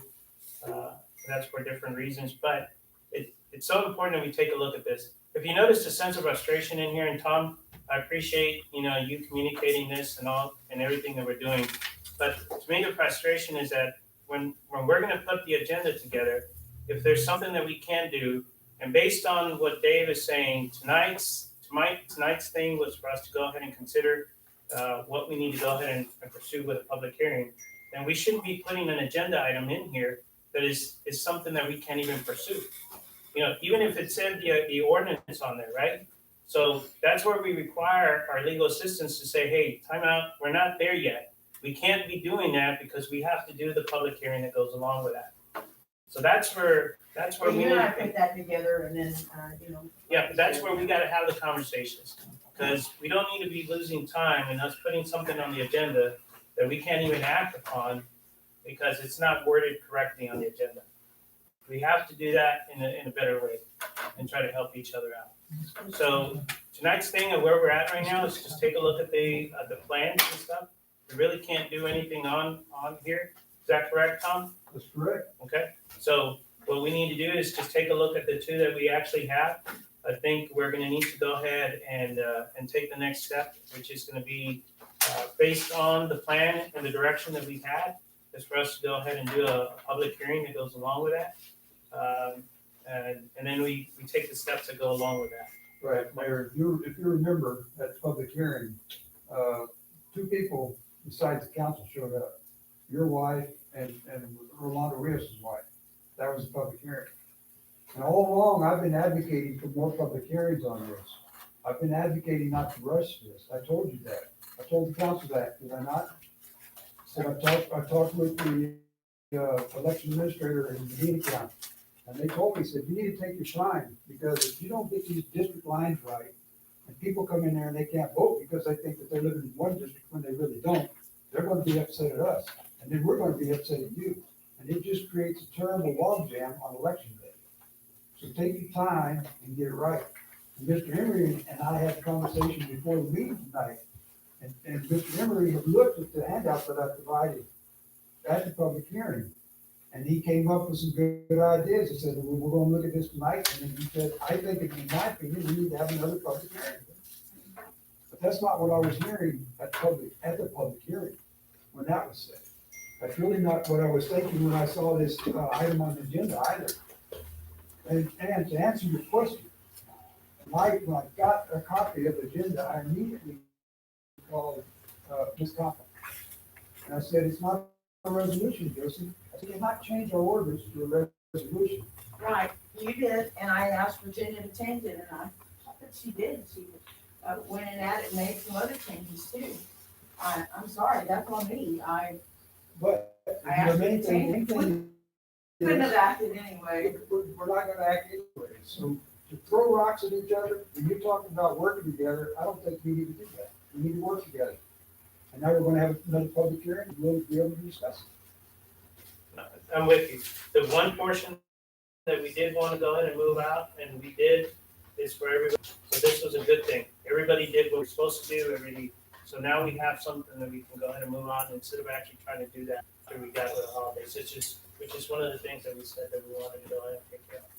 So basically on this one, we basically have to go ahead and table this, if I can actually get a motion for us to go ahead and table that. Okay. You have a motion? Second? Okay, got a second? Any further discussion on this? All those in favor? Aye. Any opposed? Okay, thank you so much. Can I get an idea of when y'all wanna hear it, so I can publish a notice again like I did the last time? So what's the earliest that we can go ahead and do the, We need 10 days, get 23rd, you're not gonna wanna have a public hearing on 23rd. Well, yeah, You're not gonna get it in there, probably. yeah, I'm not gonna be able to.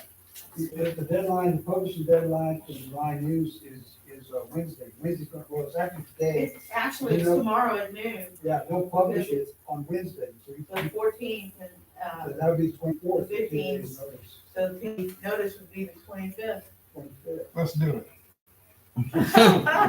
What a Christmas present. I'll be back. Well, I'll be honest with you, with people traveling between Christmas and New Year's, we talked about that.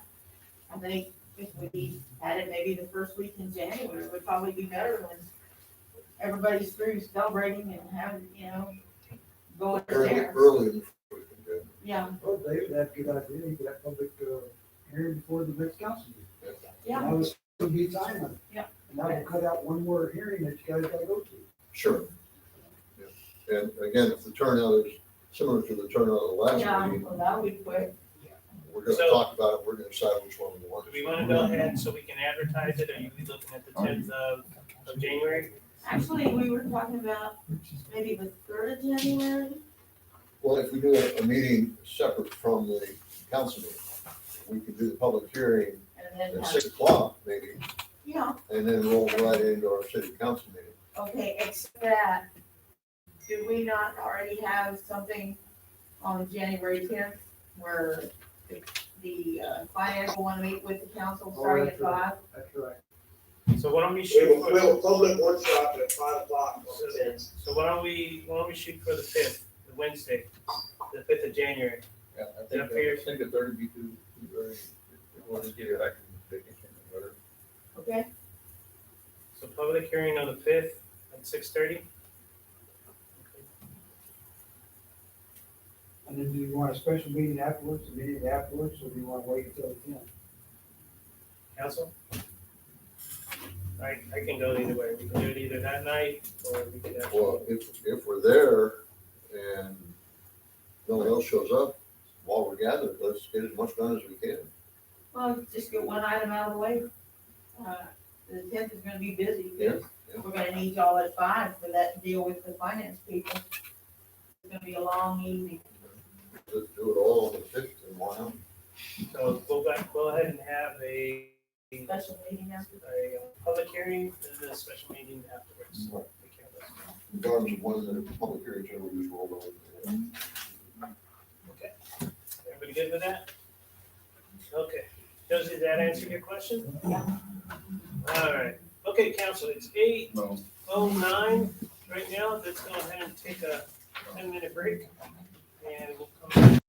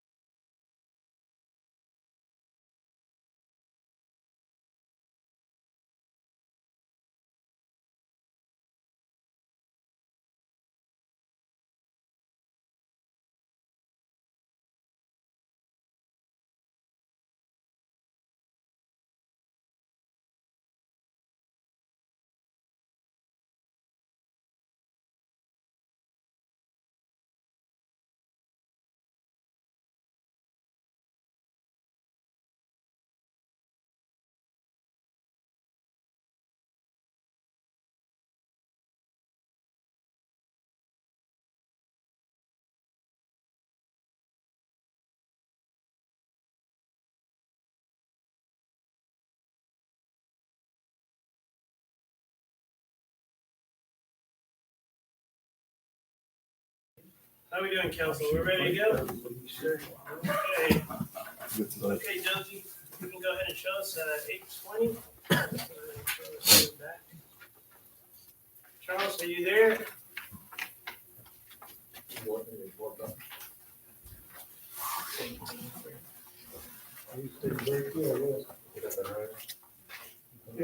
Oh, okay. Step away. Yeah, I was messing with that little green. Yeah, bloody. There went Charles.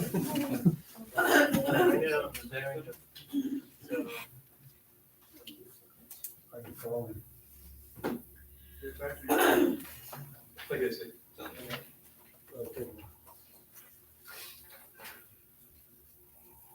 okay, actually, I think, you get them home. I don't know, I see that thing moving. Yep.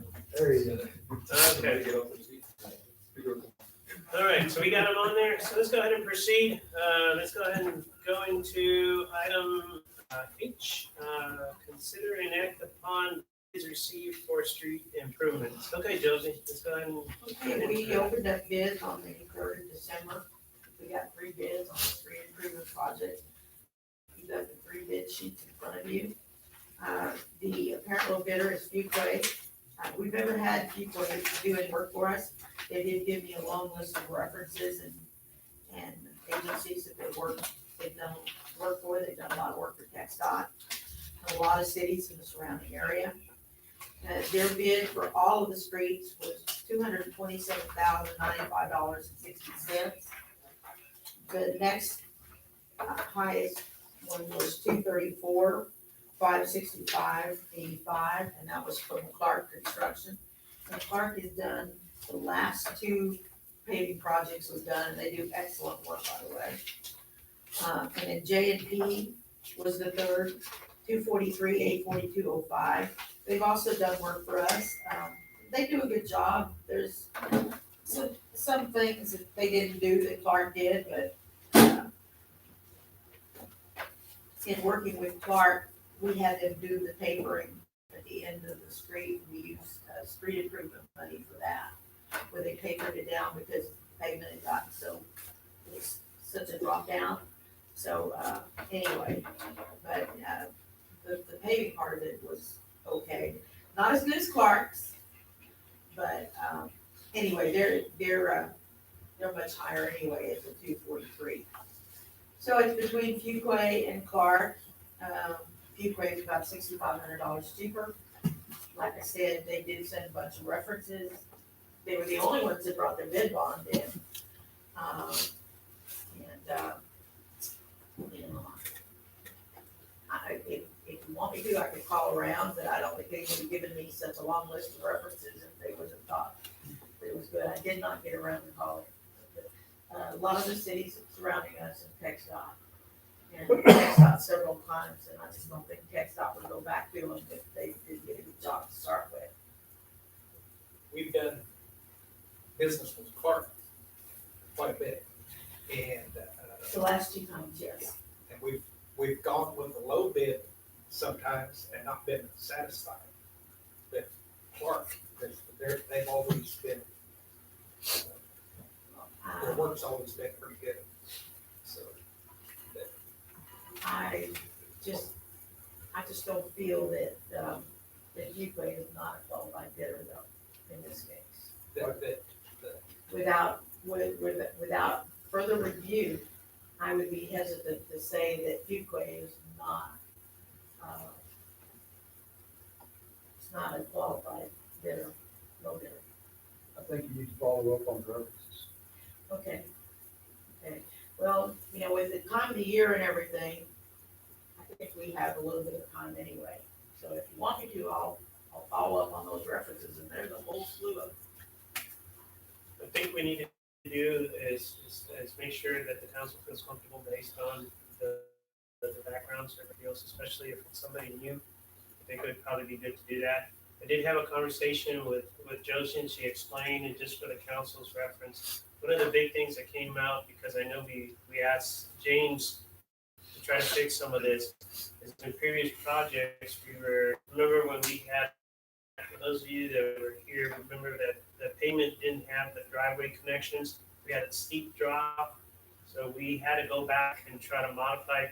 So Rosie let me know that that usually comes from a different set of money out of maintenance, Street maintenance. and that is paid to the same contractor for them to go in and do that based on the areas that they need to do.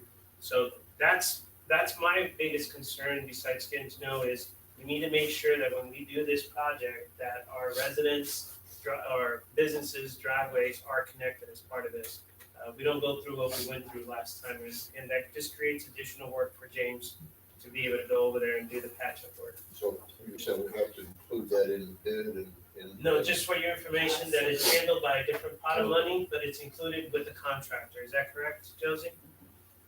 So, just for your awareness for the council. So, council, it's up to you if you'd like to go ahead and make a motion for us to go ahead and table this, to give Josie an opportunity to gather more information. Okay. Also.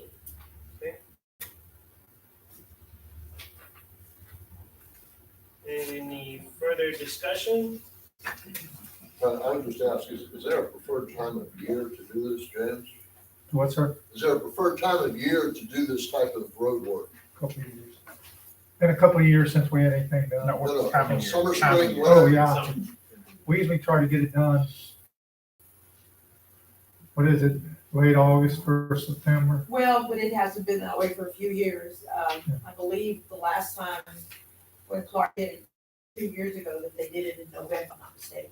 I I'm can just go back and curious check. how much lead time we need here. Well, If once they're upon gonna a start time, next month, yeah. we need to get once busy. upon a time when material was different, they always said do it when it's really hot. And we had a project years and years ago that we did when it wasn't hot. And boy, did we have a mess afterwards. But I think the contractor that we had wasn't as reputable as he should have But been. we're not up against You the know. timeline right now to do this. That was the No, point of my and question. nowadays with the material, they can do it anytime. Okay. I will answer a little bit of that question too. They could, but I think the preferred time is the warmer months. The warmer months. It's a preferred time for them to do this type of work. Okay. So you just have that. April or May. Well, shoot, it's warm in December right now.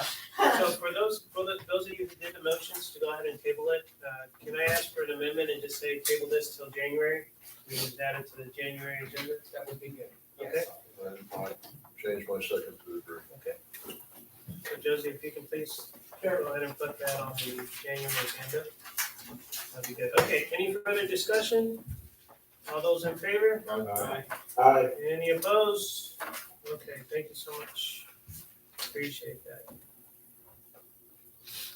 Okay, I consider an act upon auditing firm for 2021 FY. Josie? Well, yeah, right now, I would, since time is of the essence and our reports legally should be there the end of March, I would recommend that we hire the same auditing firm that we did before, since they have done 2 consecutive ones and have all the material ready to go. If we get somebody new in, it's gonna be just like this company, starting anew and trying to get info from this company, and it just takes more time. So, I would recommend that we go with the same auditing firm as we had the other 2 audits done. I want to talk to Charles. Remember the money they charged us, Charles, that you were upset about? Yeah, Jerry, I remember it was about double what they Yeah. quoted us. So is there a way to get the price ahead of time? But she already told us it was gonna be 30,000. Well, yeah, okay. For this. Yeah. I mean, provided they don't go for an additional 15,000, and at the end of the audit, they say they want 45. I mean, I think they did good work, but I had issues with them dramatically altering that price. To answer the question, I think, from what I remember, she pretty much was straightforward that from this point on, that would be the charge. It's just 30,000. Yes, per year. And that's all. That we was need. Armstrong, Bond and Associates. Do you have you had communication with them about their availability? No, once the council does this, then, I will contact her and they will, they've indicated that they wanted to do it again. Yeah. I go ahead and make a motion that we, approve this firm for 30,000 a year, correct? Yes, Okay, for 30,000. okay, second, any further Who was discussion? the second?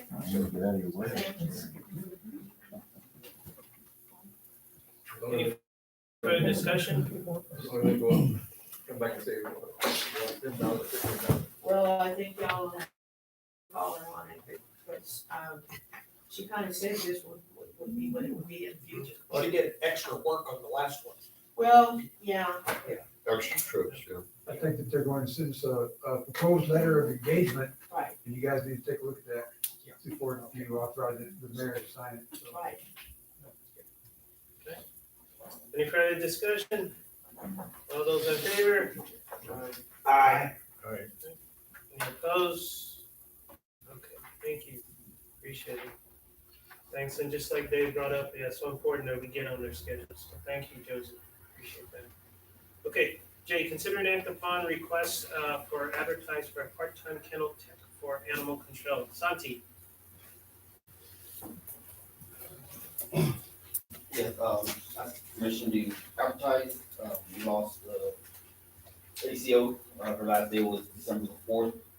So just 3 of us just put it, it's okay to put it in the paper, advertise for 2 weeks or 2 weeks and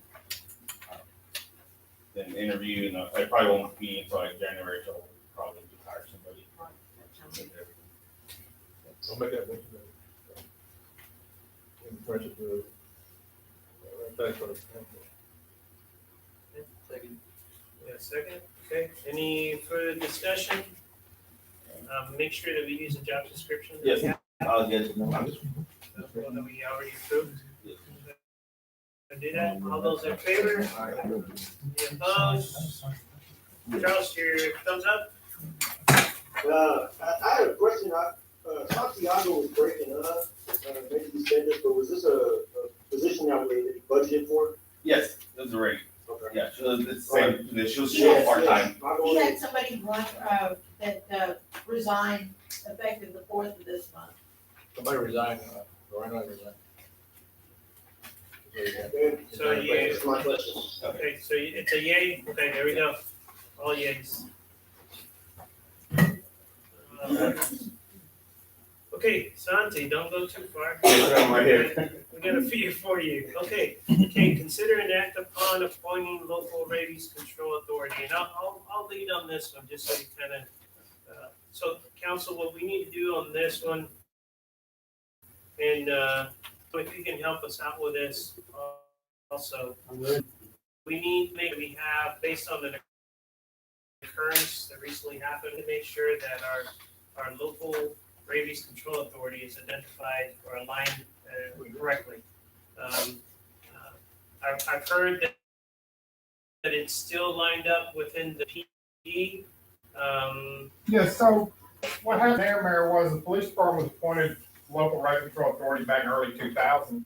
And then when we took animal control, operationally, the animal control took the control authority. But because with a one, many years past, we didn't really think until this event came up, we just kind of assumed it went with them when they became their own department. It really was an oversight from nobody called it. I think that answers it. So Tom, Mayor, what I, looking through the ordinances today, 6.3, so paragraph C2 is given charge of the rabies program. so do we already have it? So technically, that he, okay. Well, I have to get it. So, Pick it up right now, and yeah, it'd be good to get a copy of that ordinance, because I know we used you back then. Yes.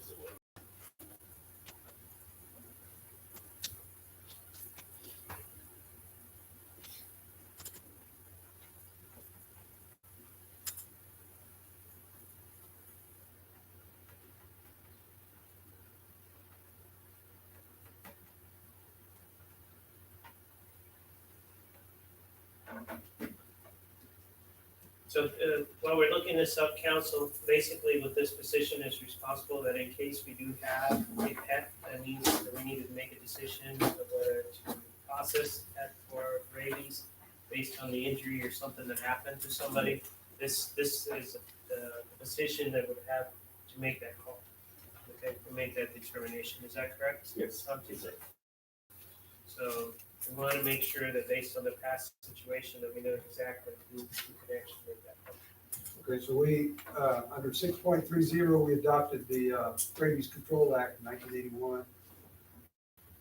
And then creation of the Animal Control Department, the Animal Shelter Advisory Committee. Let's see.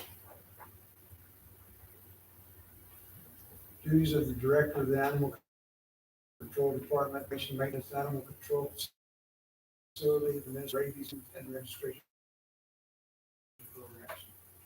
So that's at the, Oh, that's at the county, I mean, at the city, this is That's our the city, ordinance. that's our. this is our code? This is 6.6-3.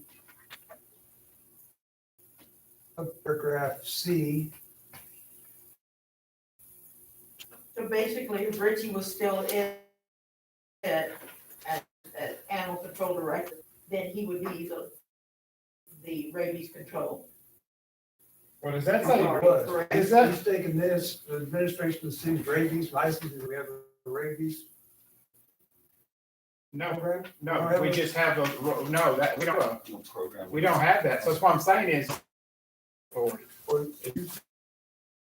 we did the rabies, and why we're not following it, I have no idea. So, but if the Rabies Control Act says that the animal control director is the authority, No, it says, yeah, it says the animal control officer can be our local authority, and that's what it says, director is. so basically, when the police department was the Rabies Control Authority, is when y'all were in charge of animal. I mean, if, That's what it reads, so we're reading. Well, yeah, I know. So That's what- basically, the council don't have to do anything, because it's already fixed. You're it, Santi. well, that's sad, because I was gonna put the fight up. You're gonna fight him for it? No, I'm just. Jello fight.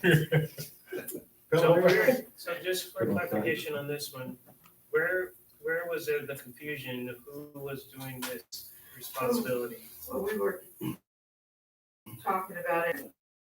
Rick was thinking that it had never changed. No, I didn't think, no, I thought it changed. That's why I wasn't involved in Well, that. you couldn't remember that they took any action, and that's why, because of the way it's worded in the ordinance. That's where the confusion. The main thing is that we just need Is to there make one time sure that we PD? have it appointed.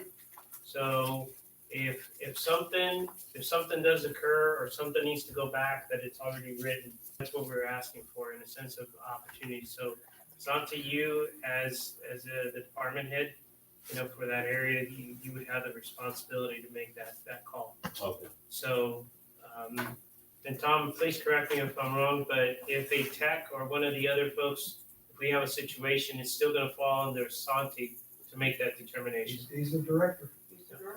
okay? So, in those situations, I'm looking at that other situation, it becomes very critical that communication happens and for you to be able to look at everything and make that determination of what would be the right thing to do at that point. Should be some training probably that goes on.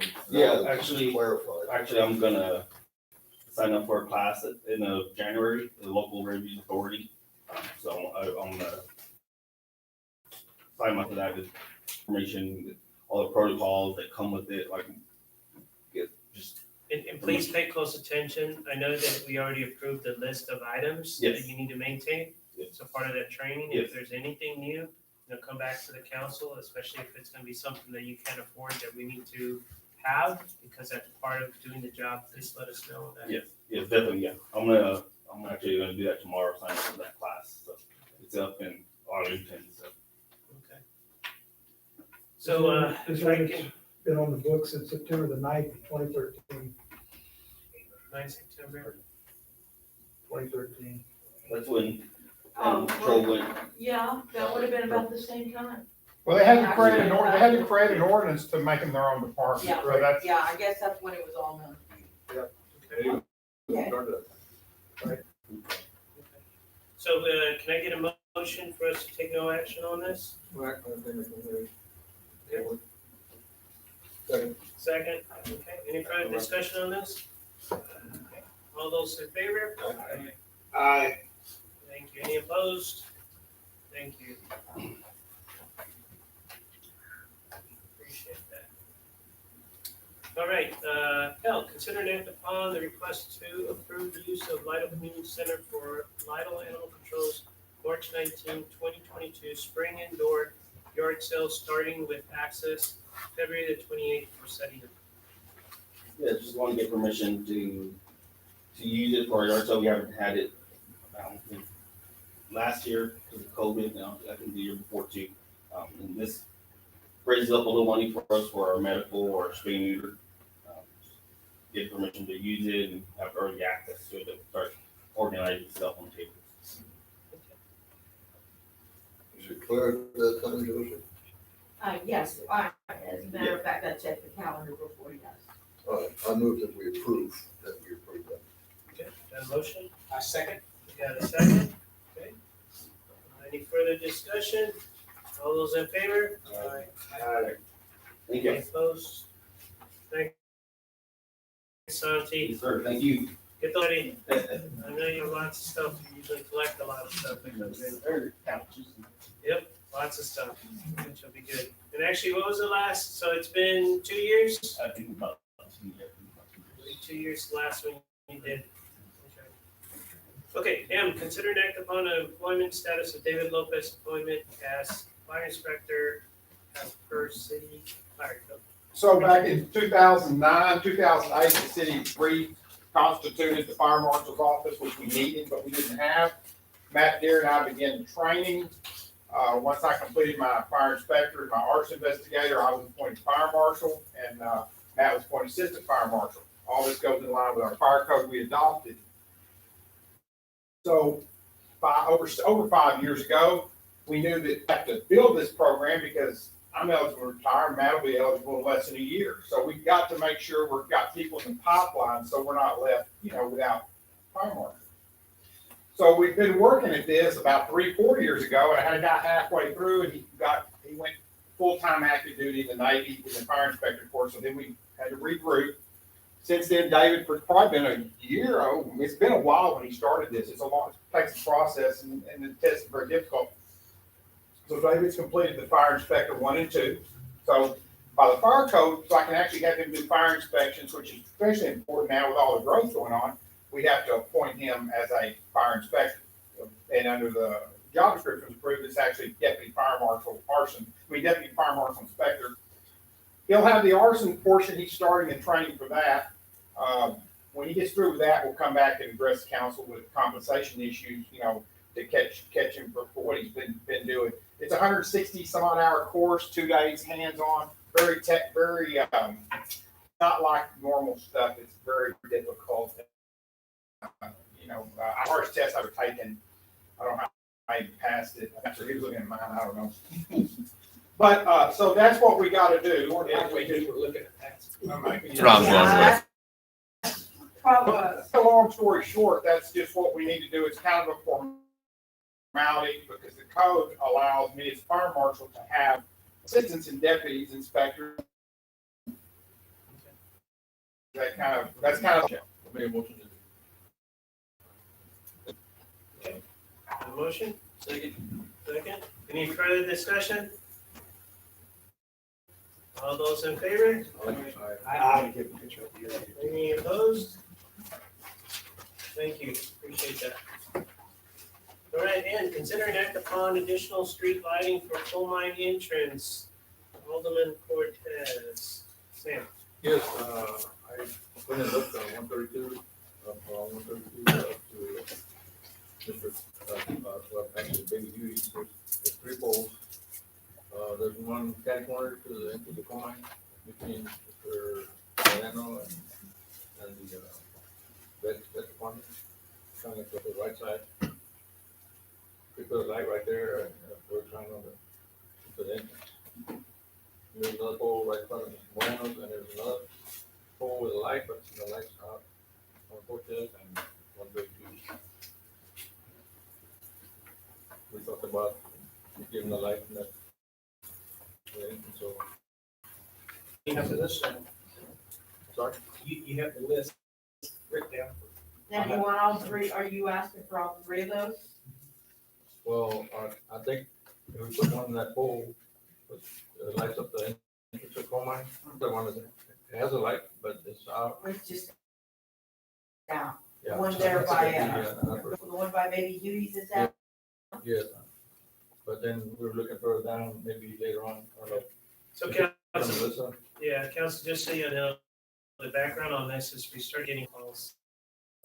People were at Sam, since it's his district, and he's a resident there. One of the challenges that we were having is when you're coming out of his neighborhood, you know, it's, so there's a combination of not only the speed coming down there, but then it's dark and people don't see. You have an intersection that's lit up so people know that there's gonna be an intersection. So it needs lighting. The uniqueness about this area is that up to Baby Huey's going towards Natalia, BP. You know, from Baby Huey's just under CPS. So just like Sam was saying, we have Melissa who's gonna be coming in this Friday, so we can take a look at the CPS area and see if there's anything that we can do, or at least get that process started and be able to do that. But the AP already has some lighting in there. Right. So it's more of just being able, they're a little bit, I will say they actually have a lot more already lit up in that area. Is that correct, Sam? With the exception of the intersection. Yeah, and well, the light is right there, corner Cortez, right next to the baby. So that's what we're about. If that's the EP, I can call it in, well, I'll call it in if it's CBS. Yeah. But you think the one at Baby Huey's is AEP? I was That's on thinking it might be CPS. That's on the right side of Cortez Road. Going. The right side, they're more like the Then it's CP. probably AEP. Yeah. Okay. So what we're, Sam, I don't want to misspoke, but what you're asking is you're asking the council for approval for us to go ahead and proceed and try to get. Right. If there's additional, no, if they provide it, if there's additional costs, then we would come back to the council and. Oh, there will be cost. There will be cost. Because some of them, there's cost of having put the whole utility pole and the light compared to just putting the light that goes along with that. But for us to be able to pursue this, we just need the council's approval. They just need to put the light on that pole, but there's no transformer on that, but the transformer, further down. So you make a motion. I make a motion to, get this, done the lighting on 132. Got a motion? I'll second. Okay, got a second? Okay, any further discussion on this? Yeah, Mayor, can you repeat the motion? I'm having a hard time hearing comments over here. There's two, we're trying to get the, two lights on 132. One is, right in front of the entrance to coal mine. And the other one is, there's a light there already, but it's out, you just need to replace the light. Basically, you're just asking for one light, So, Yes, and then the other one to be fixed. you're right. One light and one to be fixed. Or replaced.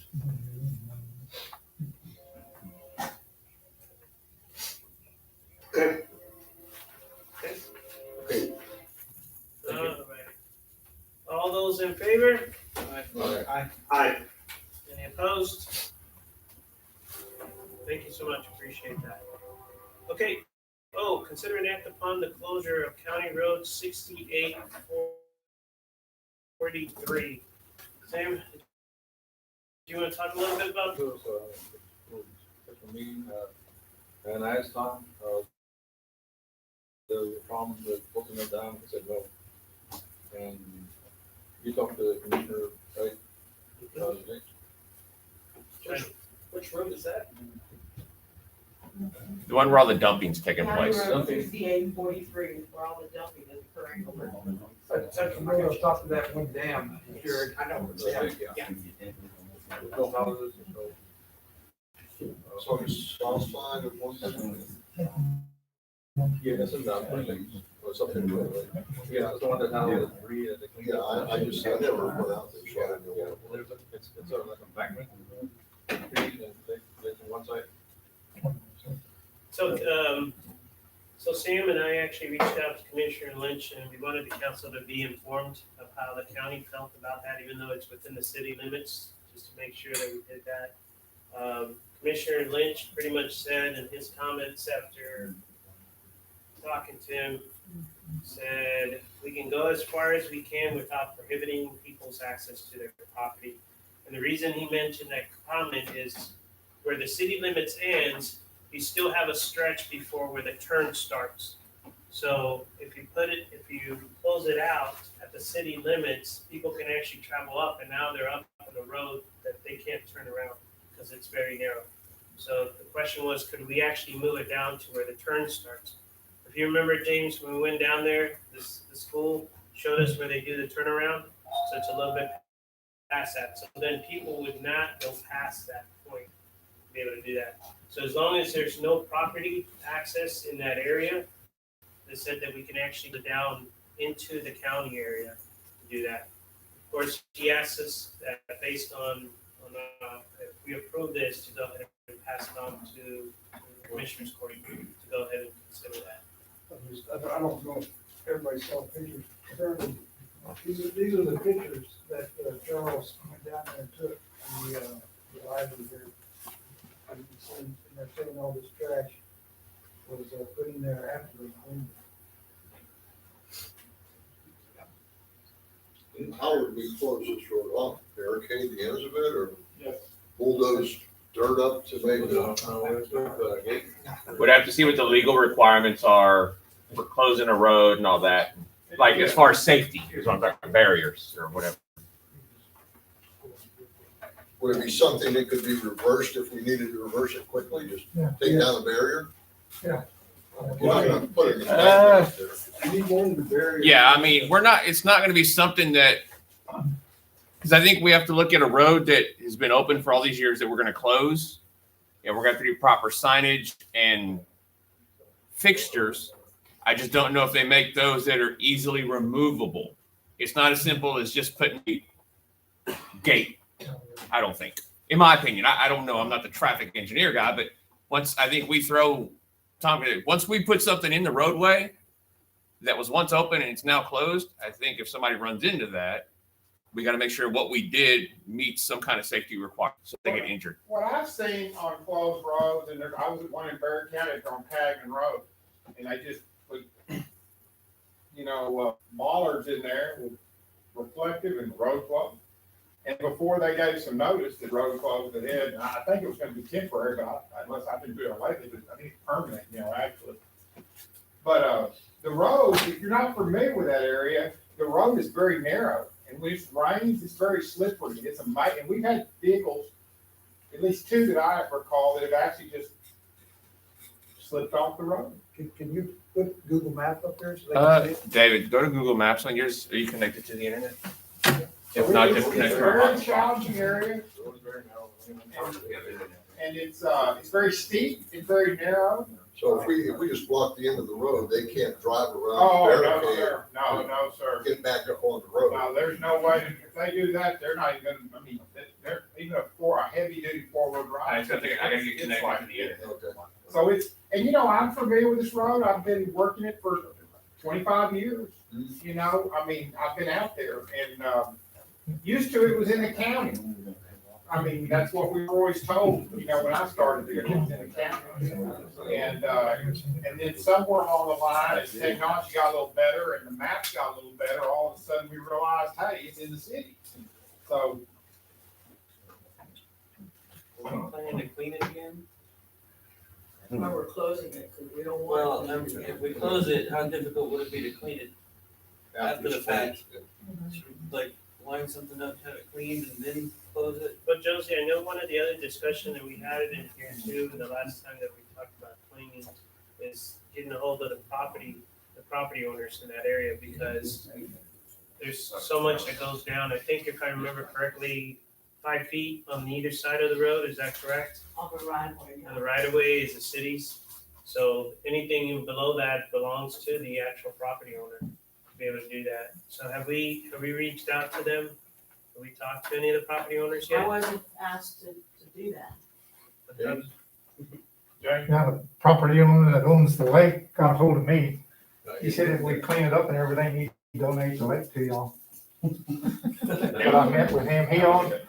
He owns 5 lots past where the county ends, and he's cleaning up those 5 lots. Did you tell him we don't want it? No, I didn't say anything.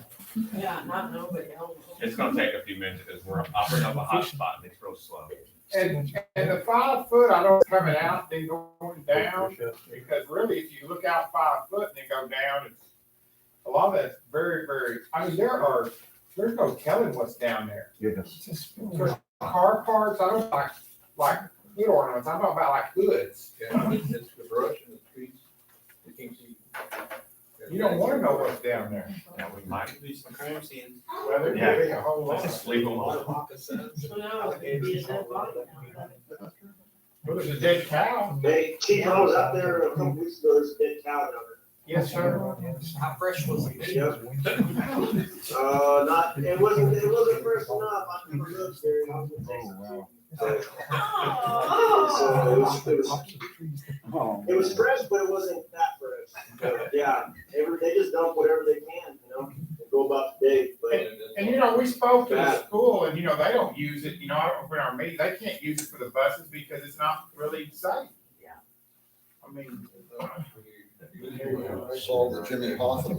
Well, there's probably still a lot of issues out there. Most of you rather pass it up the line. Open up your, So the city limits, is this not really good? Yeah. That's good. Well, no, you said the red line right there. What the city limits is. So this shows the city limits. You're right there, Bob. Go down there. A little bit more, No, the other way. The other way. there you go. Right Okay, there's. That supposedly is the city limits. Yes. Right there, right? Yes. Okay, there you go. So that's it. Now, years ago, we thought it was back here. Right. This is actually the part that's so bad from where it comes in right where that 6843 is, all the way down to right here is pretty much solid brush, solid trash. Zoom in, David. They can zoom in quite a bit. You can keep going here. You can't really, Can't really tell, but the road is terrible. There's holes in it. Looks The like. road does not look that wide right now. No, and it's like the Ho Chi Minh Trail's been bombed. That's what Is it it looks a like. Caliche road? Yes, It's gonna get dragged. Yeah, it's just so. Never So been. can you zoom back out, David? Can you zoom back out? Maybe many years ago. Yeah, I was trying Yeah, but we patched it up and they sold it. Oh, yeah, Yeah. we talked about that. Oh. Oh, see, so it'd be nice if it looked like that. When is that picture from? 1972. More than 10 years ago. So somebody cleaned that up, and I'm gonna say the county must have. And that road looks excellent. Yeah, it doesn't, the county, okay, so that is after Medina County, when they probably thought it was theirs, went in there and cleaned it.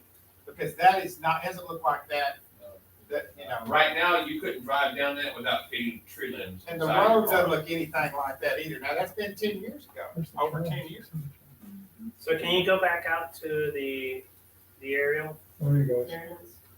Okay, so what the commissioner's telling us, since our city line ends up here, that as long as there's no access down here, can you move this up a little bit? The city line. No, The I'm other sorry, way. down, I'm sorry, the opposite. Okay, there you go. So as long as we can actually move it, we can actually start inside the county area over here, as long as there's no access into properties. So that way, if you don't have vehicles that get into, and then they have to turn around in a narrow street. That's what they're saying. So if we decide to do that, let's go ahead and tell them, can you zoom out? Okay, so right now what happens, and this is James and I going over there. What happens right now is the buses will come up here, and then they turn around right here, and then they go back. The buses don't go up that road right now. They actually turn around. And that's just because the condition of the road and the narrowness and everything, but they literally cover up to here and then they turn around and go back. the opposite way, so that doesn't have any access. Where would we block it? So, based on, we gotta take, going out there and just looking, make sure, once again, this is 10 years old, right? So we need to go look, but what he's saying, as long as there's no driveways, we can actually do it closer.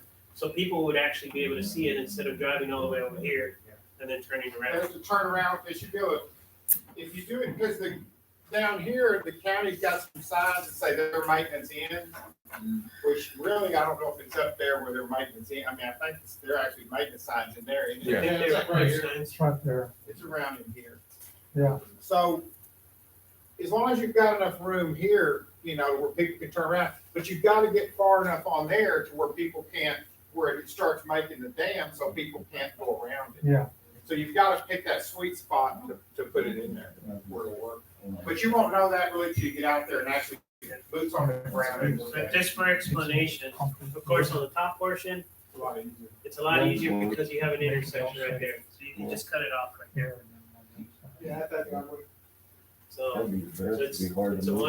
one in the bottom is where we would need to go ahead and coordinate with the county and see how far they're willing to, they would be okay for us to be able to put it so they won't drive all the way. Tom, there'll have to be an ordinance closing off that section.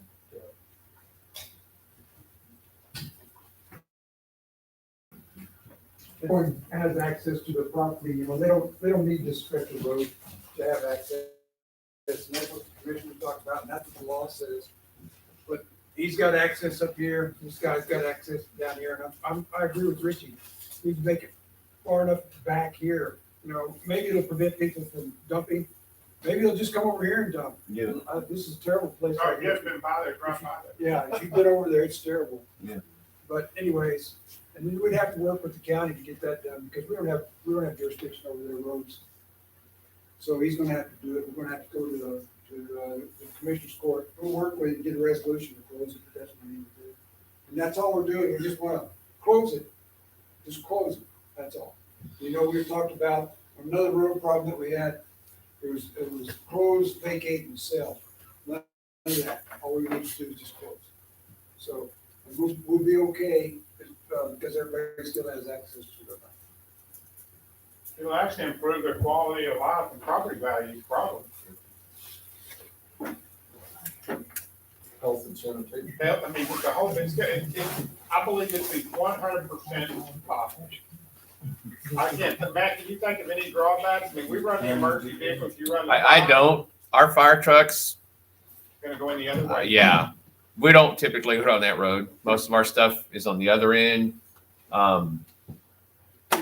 Yeah, I don't know. It's a long way around here. Some people use this because it's shorter, but you gotta go all the way down here and come back down here. And really, this is a dumping ground too. Yes. This section of the road. It's really bad. Yeah. But, we can't do anything about that because then we cut out access to these people here.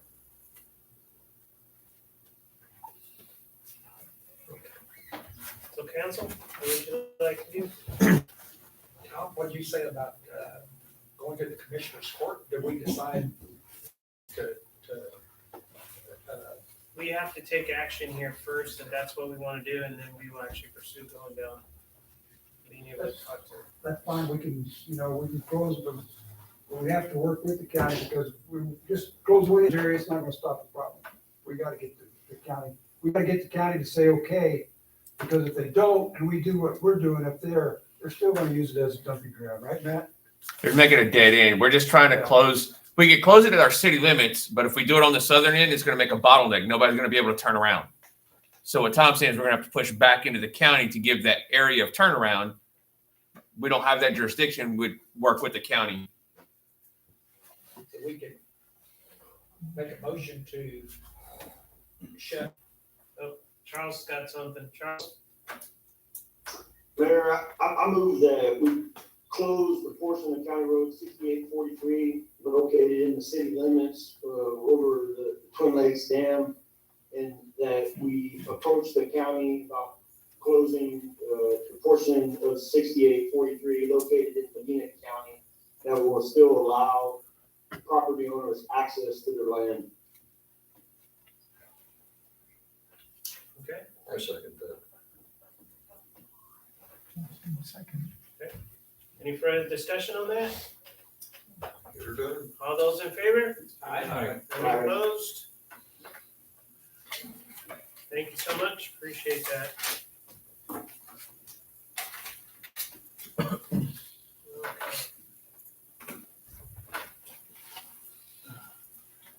Pete, consider an act upon hiring a finance director. So, on this one, yeah. Since we're gonna be talking about positions, we'll need to, let's see what we have. Uh-oh. What happened? I think I'm gonna close session. Yeah, I'm wondering whether or not, I was gonna put Charles in closed well, session. we're gonna need, we need to talk, we need to include Charles in here. That's, I'll have to stop the recording. I think it's Question being is, recorded. Tom, do you need to go in closed Yeah. section to? I don't know. Well, I wasn't sure about that either. I mean, you can, but I don't know why. None of the applicants are here. Right. Right, Um, so, I don't think we're going to be getting into any intimate details that would preclude us doing any open meeting right now. Unless there's some regulation that would require that we go in closed session. No. Do we need to worry about that then, because we're gonna be talking about some of the individuals that applied? No. Okay. But they, the main thing, Mayor, is you put it on here. I mean, if they apply for the position of, finance director, they could read our agenda. So, Just wanna make sure, okay. I wanna make sure, especially since we're gonna be, I didn't think we'd ever handled this part in a closed session before. Well, we have, I think last time when we hired the finance director, when they were talking about weeding the applicants down, and they were talking, yeah. Yeah, but this is not the same thing. Well, that's what I said, I don't know where we're going with this, so I Okay, can't answer. all right. We're not hiring somebody tonight, are we? No. so, I just wanna make sure, because we are gonna talk about some individuals, but I'll let David, since the liaison for City Hall, Okay, go ahead and cover that. thank you, Mr. Mayor. We have advertised for this position in several different places, and we've received 9 applications / resumes. I believe Josie forwarded all those to the council members to give them an opportunity earlier this week, or I guess it was late last Actually, week. week before last. Yeah, but late last week, I asked everyone to pull these out and look them over and come tonight prepared to whittle this list down to the number that we should invite for interviews. Now, my input on this is, and if y'all recall, I sent a copy of the job description out there and asked you to balance what they submitted against what we're asking for. And having looked at that and done that myself, I very quickly eliminated 7 of these because they just do not have the experience, education, or whatever that we're looking for financial directors. They've done some finance with some business, or they've helped to do a budget for some company or something like that. It's quite a bit different than being a financial director. So I propose, or I suggest, I throw out there for your consideration, the names of Lynette Hester, who lives in Castroville, who has quite a bit of experience. You can see her work experience, senior financial for H&R Accounting and Tax Service. And she's that type of work, tax planning, accounting, preparation, financial preparation, and things that she's done. She's never, as far as I can see, worked in the city environment, but probably has the experience in money management and finances that she would be very trainable. The other one that I would ask you to seriously consider is Marion Governor. She lives in Long Beach, Mississippi. She is currently the city clerk and financial director for the city of Pass Christian, Mississippi. And that's the name of the city, Pass Christian. She has been in city government since 2006, I believe. And she's been the city clerk, which we call city secretary. So it's the same position that Josie had. Since 2011, so about 10 years. And he basically has done everything as a financial director there that we're looking for here.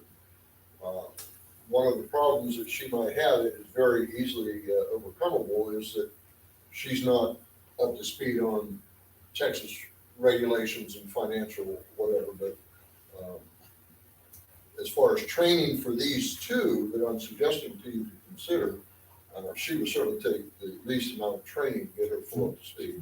She could start doing quite a bit walking in the door. I talked to both of them on the phone only to see if they're still interested in the job and if they would be available sometime this coming weekend for either an in-person or a Zoom interview. And they're both still interested in the position, and they are both available either for in-person or Zoom. Of course, Ms. Governor is not going to drive from Mississippi, but she said she'd be more than glad to do a Zoom.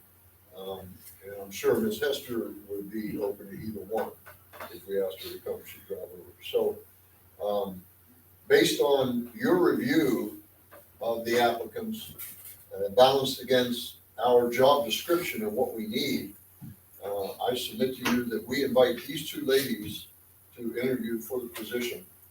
And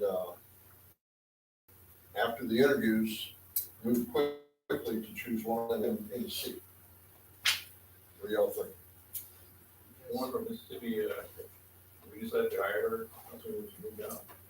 Oh, okay, I did ask her that, and you have to believe me that I worded things in such a way that I didn't indicate to her that I thought she was one of the top candidates, okay? I asked her that if she made it past the first level, would she be willing to do a Zoom interview? Yes. And if she does get selected for the position, how soon could she move? And she had volunteered to me a little earlier that she wants to move to the San Antonio area because her dad was in the military at Randolph, and in her formative years, she grew up in San Antonio. Her parents are both gone now, but she has relatives and friends who live in the San Antonio area, and that's why she was interested in applying for a job 25 miles from San Antonio so she could get back here. And I asked her, if we select you in the next week or so, could you be here by mid-January? And she said, yes, that's doable. So she has connections here. She said, as a matter of fact, I'm coming to that area whether you guys hire me or not. And she said, I've been packing boxes of things that I don't need right away just to get started in the process. So to answer your question, it's a very affirmative, strong yes. She's ready to be here and could be boots on the ground by mid-January. Dave, what's her age? Not allowed to ask the question. Not allowed to ask that? Nope. Okay. Nope. Can't ask her sexual orientation or pregnancy level or anything like that. Pregnancy level. No, it doesn't say. She's, I don't think we even asked that question, do we, David? Yes. We were asked that question, what's your age? no, you don't ask that question. Either out of politeness or other, but she graduated from Dillard, it's not her, sorry. Lynette Hester, I don't think she had her high school graduation. That's what I'm saying is, if there was any information. She graduated in 85. Yeah, East Central High School, 90, that's Lynette Hester. There's, I'm sorry. that's Marion and then that. Okay. Yeah, Marion. Here, so, the other one Okay. When did Marion, yeah, is. so you got your calculator out there. Right? Well, I had 952. Yeah, she's under 50. Yeah. It- So they, Yeah, that's age is good. Yeah. I'm just thinking of long-term employment here. Like, she can't do as long as Ms. Compass does. Yeah, you have to start at diamonds, yeah. Real diplomat always remembers a woman's birthday, but never their age. Yeah, sure. And if, I believe I also included in the, or you should have received, maybe not. She sent a letter of recommendation from the former mayor of that town. And let me see if I have it here with me. I may not have brought it with me, but the recommendation from the former mayor is she basically walks on water. So, And if y'all remember that town a minute, he said, past Christian was basically wiped out by Katrina. So if you've heard, there were a lot of video of it and pictures on the news. So if you've heard that, and I mean, when he said it, I'm familiar with the town. So Dave, you're asking to, the council to consider those historic government. yes, I think, Only, I'm asking you to agree based on your review of these, that 7 of them really are not what we're looking for. And that we should interview Lynette Hester from Castroville, either in person or on Zoom, or Marion Governor by Zoom sometime this weekend. okay, so we do a motion to that effect? So, if you're gonna go ahead and make a motion, do you wanna put a tentative time? When do you wanna go ahead and do the interviews? Yes, I make the motion that we invite these 2 ladies to interview and. Sorry? Well, my question was, last time that we got applicants for this position, David, that we had about 32, 33 out of it. Do we feel like we've got as many qualified people as before? Because we only had, 9, 10 applicants this time around? We had 9. Now, did any of those previous applicants, did they reapply? No, Josie said no. no. So my big concern in all this, and hiring a finance director, is getting the right position. I don't even know, the right person for the position. And my concern, of course, is getting someone who's gonna be the right fit, because as we all remember, David was with us, Mr. Eichenberger was with us for 6 months. And if we're rushing in to hiring somebody that we're not getting, the right person hasn't even seen our advertisement. So if people that we're whittling this down to do not check all the boxes, do we not want to wait just a little bit longer in hopes that somebody better will apply? Are you talking about re-advertising? That is my thought on it. I mean, I feel like the number of applicants that we received is extremely low for this type of position. I mean, it is a director position. Right, so, I mean, we all know the priorities of our city and where we're at and the things that we need to take care of. And each council member has its own views. I think we do have some people that meet the criteria of what we're looking for us to take into consideration and for us to make a decision. If we feel after the interviews that we don't, then at that point we can decide. Yeah, and we're say not obliged to hire either. we can go ahead and decide as a council and say, you know what, let's re-advertise. Yeah. So that's. We need to hire somebody that's gonna be knowledgeable and we won't be having problems with them. Like we did with. Are you, Charles, are you open to go ahead and set these 2 up for an interview and just look at the review after they're interviewed and then go from there about whether we need any more? Well, Jerry, my next question would be is who all is sitting in on the interview? Because last time we hired a finance director, we had a committee set up to interview candidates. I believe the whole council is going to be there. No, David, I will not be back in town until the evening of the 18th. Let me rephrase that. The intention was that the council and not a committee of the council would do the interviews. Well, then, who's gonna be on that committee? No, the whole council, not a committee as happened before. Well, I mean, according to your email, you're looking to get this done this weekend, right? Friday, Saturday, and Sunday? That was the intention, yes. I didn't know when you were getting back.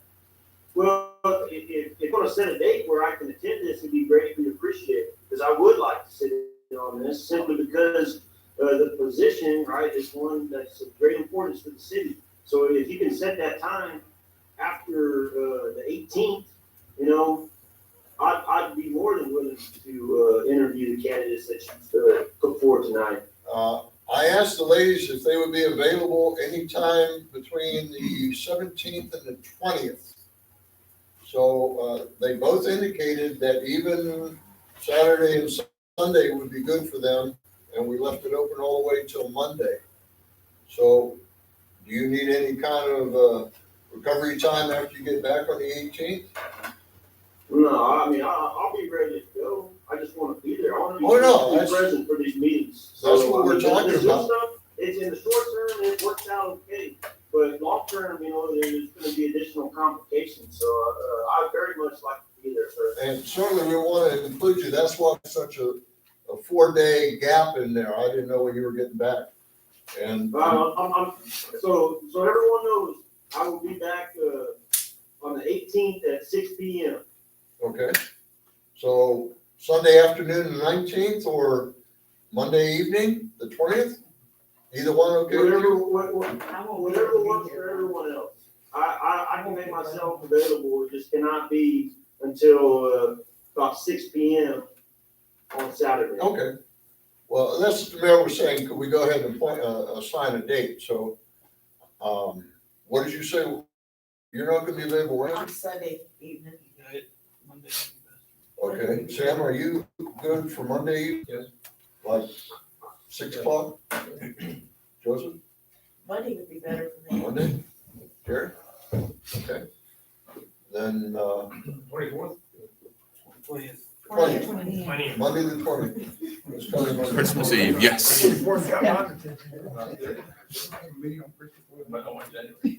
Oh. Sorry. We interviewed that lady on Christmas. Okay. Monday night, all right with you, Charles? Yes, sir. Yeah, certainly, I was not trying to exclude you. We were looking at a date that worked for everyone. We just hadn't gotten that far yet. So Monday at 6 p.m. did you say? Well, 6 or 6:30, whatever. 6:30, if we just keep it consistent. So you want to go ahead and make the motion for us to conduct the interviews on the 20th of December at 6:30? Yes, I'll make that motion. With the interview of Hester and Governor. Right, Ms. Hester, Ms. Governor, and you all want to try to do both of them Zoom? Or would you want to have Ms. Hester come in person since she lives in Castroville? Whatever's up to her. Good for her? Yes. Okay. But the other one, not gonna be here, right? No, she's not coming from Mississippi. No. That's pretty close. We can schedule Ms. Hester first at 6:30, and then we'll just have to send an email to Ms. Governor. Oh, Be and standing by. Governor first, since she's an hour later than flying. Well, or we can do it that way. We can do her first and just have. Because if you start at 6:30, wouldn't Mississippi time zone be 7:30? Yeah. Okay. No, wait a minute. I don't think so. I think it might be the same I time. think it's the same. Yeah. Well, Yeah. Easter time doesn't start till the eastern part of Nashville, or the eastern part of Tennessee is when it's I Sunday. can't remember, I morning. used to drive to Biloxi all the time, but I don't know if there's a time change or not. I don't think there is. I don't think we'll get to it till. Well, it doesn't matter. You tell Just me. say 6:30. 6:30, you want to do, I can set it up with Mr. Governor at 6:30, and we can have Ms. Hester standing by in her car or something like that. Or to be here at 7 and do it at 7. Okay? So Monday night, 6:30, interview Marion Governor via Zoom, and Lynette Hester, if she prefers to come in person, or otherwise we'll do her Zoom following. So, got a motion on that? Okay, got a second on that? Same time. Any further discussion? Okay, the only discussion point that I have for this is, You have to Josie, post we it, need to yeah. post it. Yeah, I'll have to post a meeting notice. So make sure that we actually post that. Mayor, we don't need any input for the police department, we don't need any kind of. Well, if we're zooming, won't we need their? I can give someone the login credentials, Yeah, we don't- their city credentials. For interviews, we don't have a public meeting. If you're all together. You're all gonna be together, quorum. Yeah, but You're you're going- going to close session. Sorry. So we don't need any YouTube for that. No, No, Okay. no, but we need to notify, we gotta make that we're getting the whole council together. We need to do that one. Okay, any further discussion? All those in favor? Aye. Okay, thank you so much, appreciate that. Okay, consider an act upon Gravity for obtaining generators for the use during the winter storm. We'll go ahead and pass these out. 1, 2, 3. And get this one here, pass one to Tom. And Josie, I know I talked to Josie about it and stuff. Okay, this is, so one of the things that has happened over the last few months as we've kind of gotten prepared for the winter, preparedness with our equipment and different things across the state. I know James, Robbie actually attended. We got to submit a template into the state. So one of the common denominators happening is that these companies are no longer coming up with an agreement. Where you used to go ahead and sign an agreement and have prioritization, and they say, okay, we're gonna go ahead and reserve so many generators for you. So they completely, we thought we were going down that road, and then they turned around and said, nope, we're not gonna do that. So looking at the different opportunities and then trying to work with somebody locally, Gravity is a company that actually offers the opportunity to help us out with this. And the way it works is we basically, and Josie already submitted or put this together, is we ask for a credit report and they just check us out and say, okay, you're good. And then they include us on the list. When we need, if James tells us by looking at the weather that, hey, guess what? We need to get some generators and bring them on site.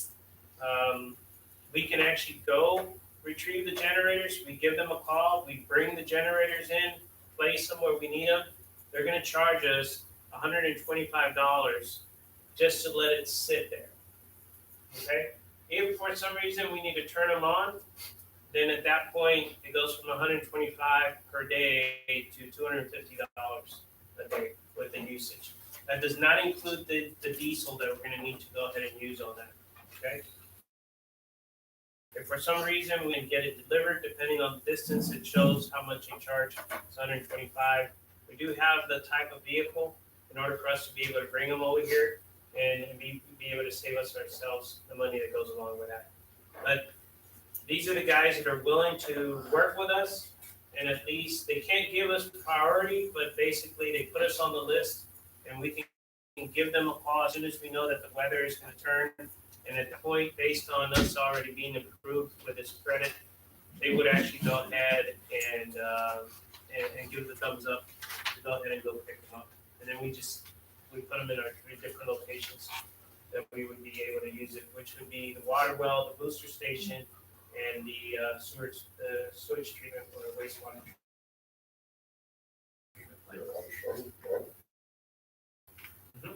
They're from Charlotte.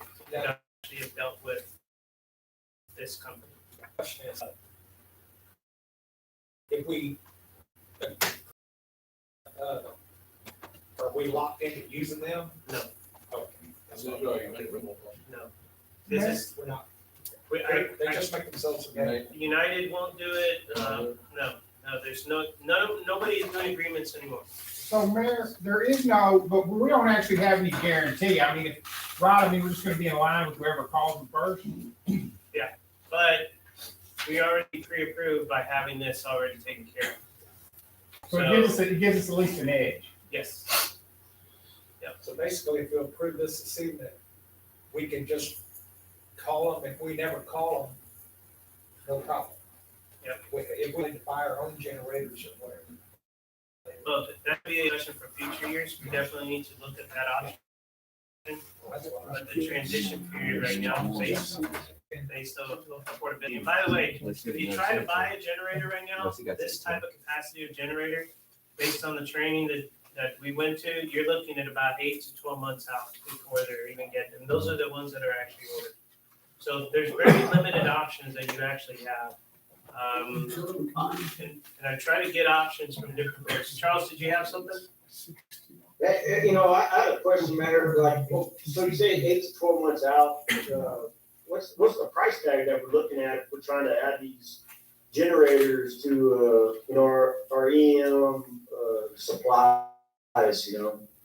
What are we looking at if we want that? Because my concern, I mean, we're on the list, but say we're, you know, in the middle of it, the bottom of it, and we do need one generator, we need 2 generators, and we can't get it. I mean, it doesn't really do us a whole lot of good to even be signed up with somebody who can't provide. So, you know, my question is, in working towards the future to prepare for outfitting the city to be prepared, what's the price tag that we're looking at ultimately if we want to purchase them? So you're looking at about approximately, and depending if it's on a trailer or if it's stationary. If it's stationary, it's a lot cheaper than a trailer, but you're looking at a few $100,000 for an actual generator on site. They're not cheap, and especially these, because these actually are going to require a lot more amperage because of the equipment that they're doing. They're completely different than from a building site. Might it be something that we look at getting a certificate of obligation for, something that, you know, we're able to use and maintain, because a good generator is going to last you decades, you know, if you maintain it correctly. And that's the thing right there. That's the thing right there. And I know we talked about this during the budget. We talked about affordability, the maintenance that goes along with that, having the manpower to be able to maintain it. And that was one of the things that we talked about in the sense of the near future is for us to be able to do this. I think what we talked about is that we were going to be looking at the next budget year for the opportunity or grants. You know, any opportunity that we get with grants to be able to supply some of these, that we'd be able to take advantage of. So right now, I go ahead and make a motion, we go ahead and consider to use these gravity, the way we set it up this evening. Okay, I got a motion on the table for us to use them. I'll second it, we're not out of anything to do. Second one. Have a lot of choice. No, we don't, honestly, and it's not gonna get any further discussion on this? All those in favor? Aye. Okay, any opposed? Thank you so much, James. Now we can also complete our portion of the emergency preparedness plan that you and Robbie and I are working on too, so that'll help us out with that portion. Okay, Art, consider an act upon repairing the water line on Wisdom Road at the Creek. James.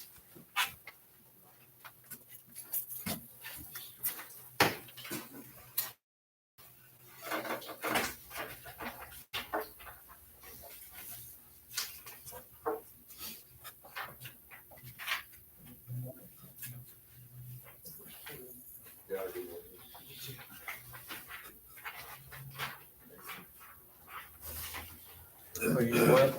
Come on. Here. All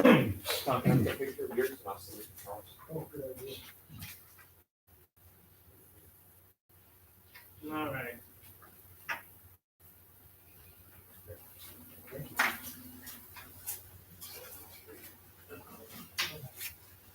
All those in favor? Okay. Is there another one? Monthly report. Oh, okay. Okay, council, so, James wanted to go ahead and relook at this opportunity based on new information or different options that we actually have on this. So, James, I'll turn it over to you. Yeah, I talked to the engineer about it, he said talk to him, and he kind of asked us what we were doing. I kind of told him, and he kind of proposed that we get it rebid.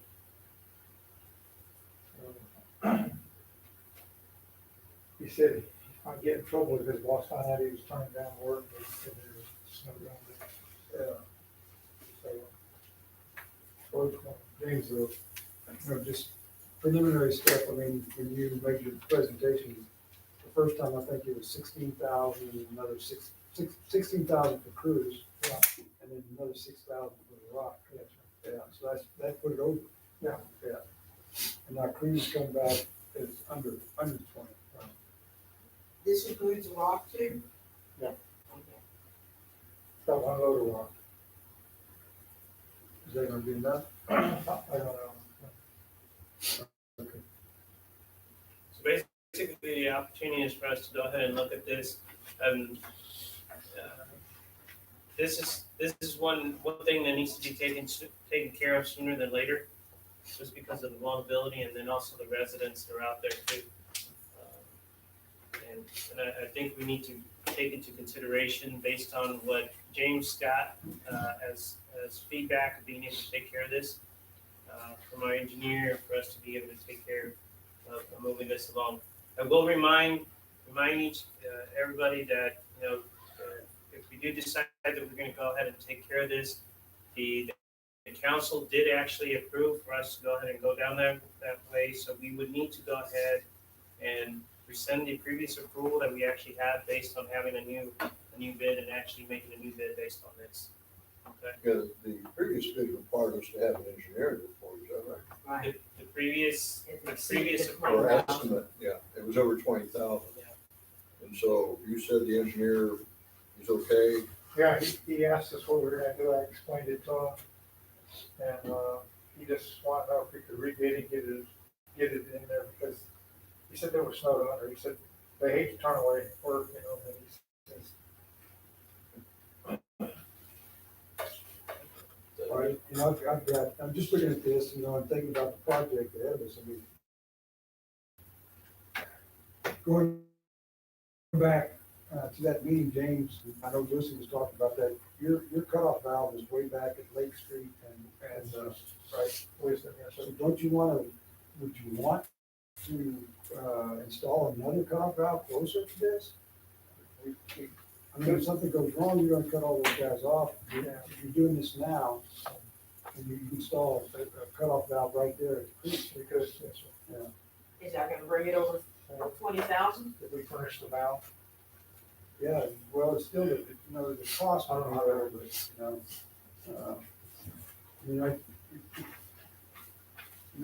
but I've had some correspondence and communication with Jeff, and he's just, he didn't come out and tell me that they were snowed under.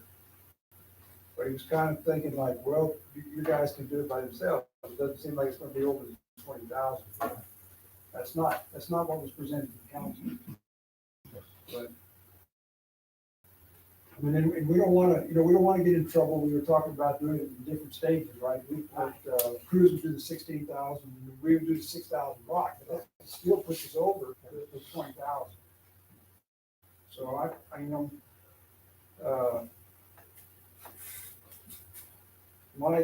if this is the estimate, this is the estimate, but just thinking, based upon what Josie and James were saying, I mean, you probably need to add something to install that valve. Otherwise, if you have something go wrong, you're gonna cut off all those guys all the way back to Lake Street, right? Right, Josie? Yes. Yeah. I plan to make sure we don't have another valve in there. Yeah, I don't know how they did that back, I don't know how they extended it, but every now and then they go so far and where they stop and put another valve in, and then continue.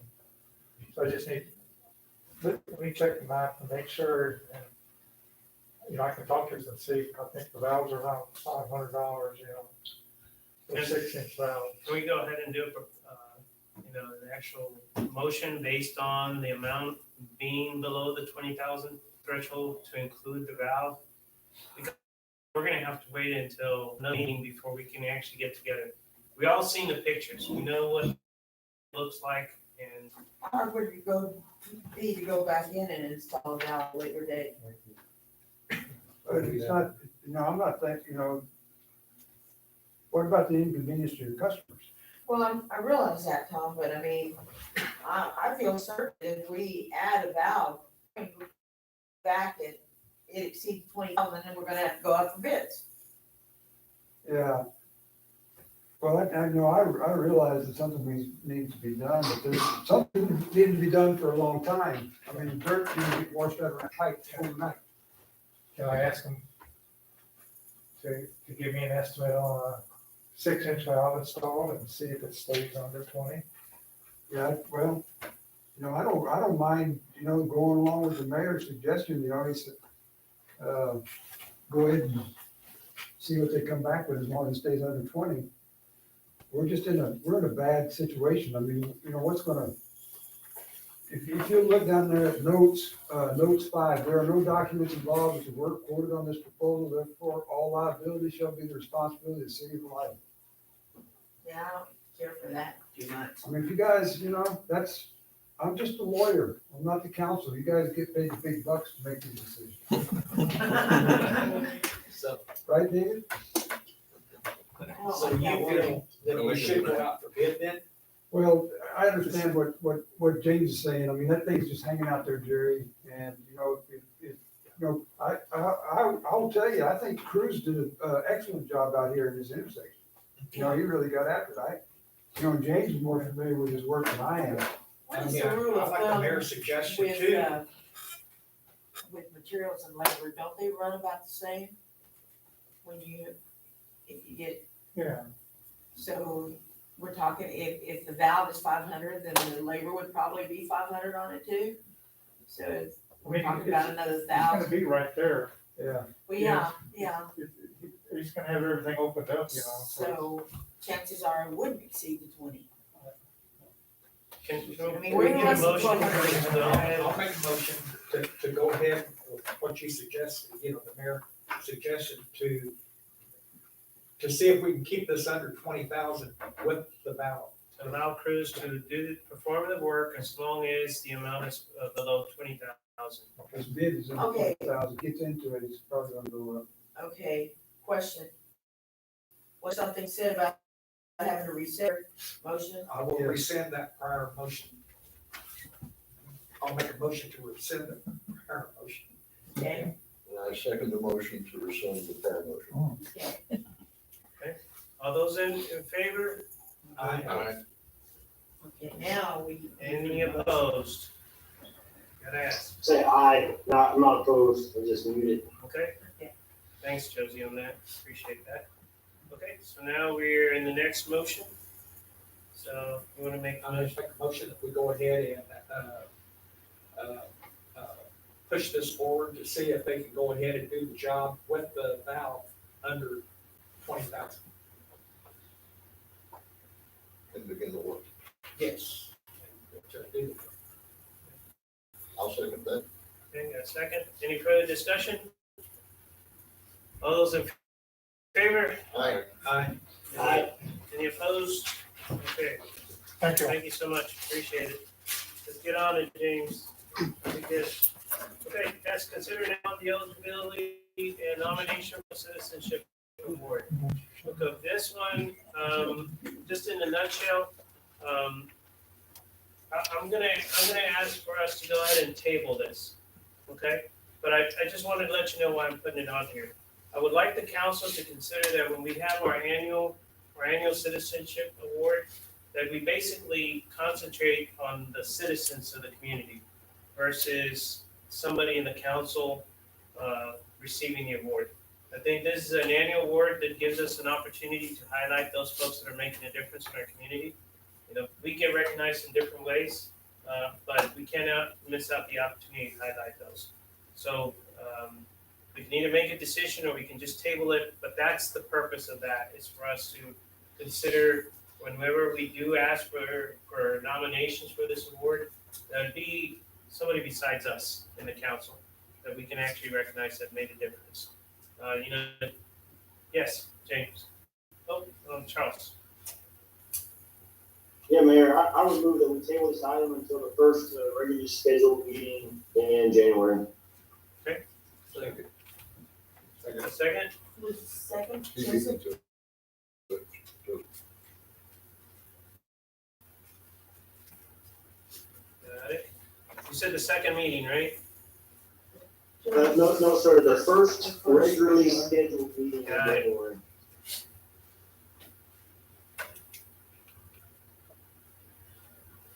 All right, so we're just gonna go ahead and table that whole thing for that first meeting. Got a second?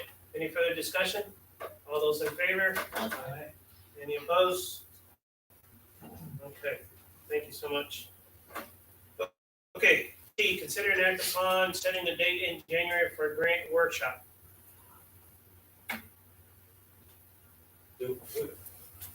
So We have something in January already, Yeah, on the fifth. on the fifth. Can we use that same day to do the kill two birds with one stone? So the background on this is we had talked about in the past of being able to bring either organizations or individuals or grant writers so they can present to the council, just so we kind of have an idea what the services and the costs are with that. So it's a workshop for them to come in and talk to us, just so we can get familiarized. And then at a later point, we will make a decision whether or not we want to go down that road. So you have an idea, is that what you're requesting, to go ahead and do it? What was the other meeting, the fifth of January? Yeah, I think there's too much put together. Too much. And also, let's see, I was thinking tax time. Yeah, we have to invite people in, so this is not an easy thing, and it may be a lot longer meeting based on how many presentations we get. So I would think something mid-week, mid-month. And Charles is. Charles? Yeah, and my counter argument to Dave's point would be the fact that the longer we wait, the higher the likelihood increases that we miss out on grant opportunities. And the previous meeting, whole purpose of me bringing forth that agenda item about the city secretary or designee being able to submit applications so that we could get applications in on time. And I disagree. I feel like we got time on the fifth after that public hearing at 6:30 to have a workshop. And that would be my suggestion, is that we have our grant workshop on the fifth.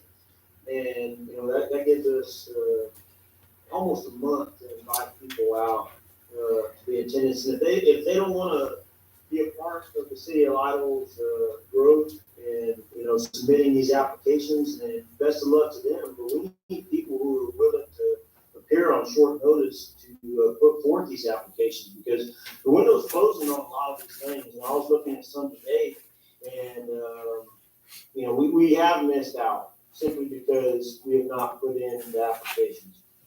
And that's on us, that's on us. So it is my position that the sooner that we can have this workshop, the better.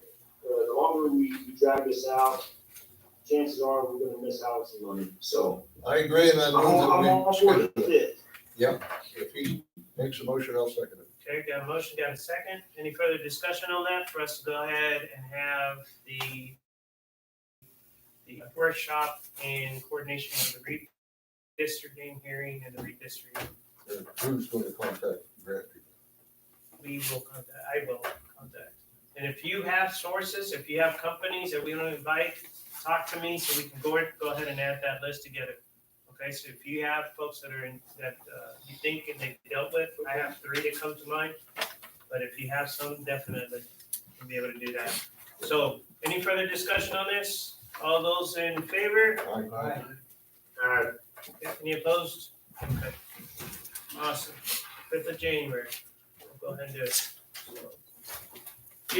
Discuss and appoint a responsible person in charge, RPIC, from the city of Lido for TxDOT 2021 Transportation Alternative Sidewalk Grant. Charles. Thank you, Mayor.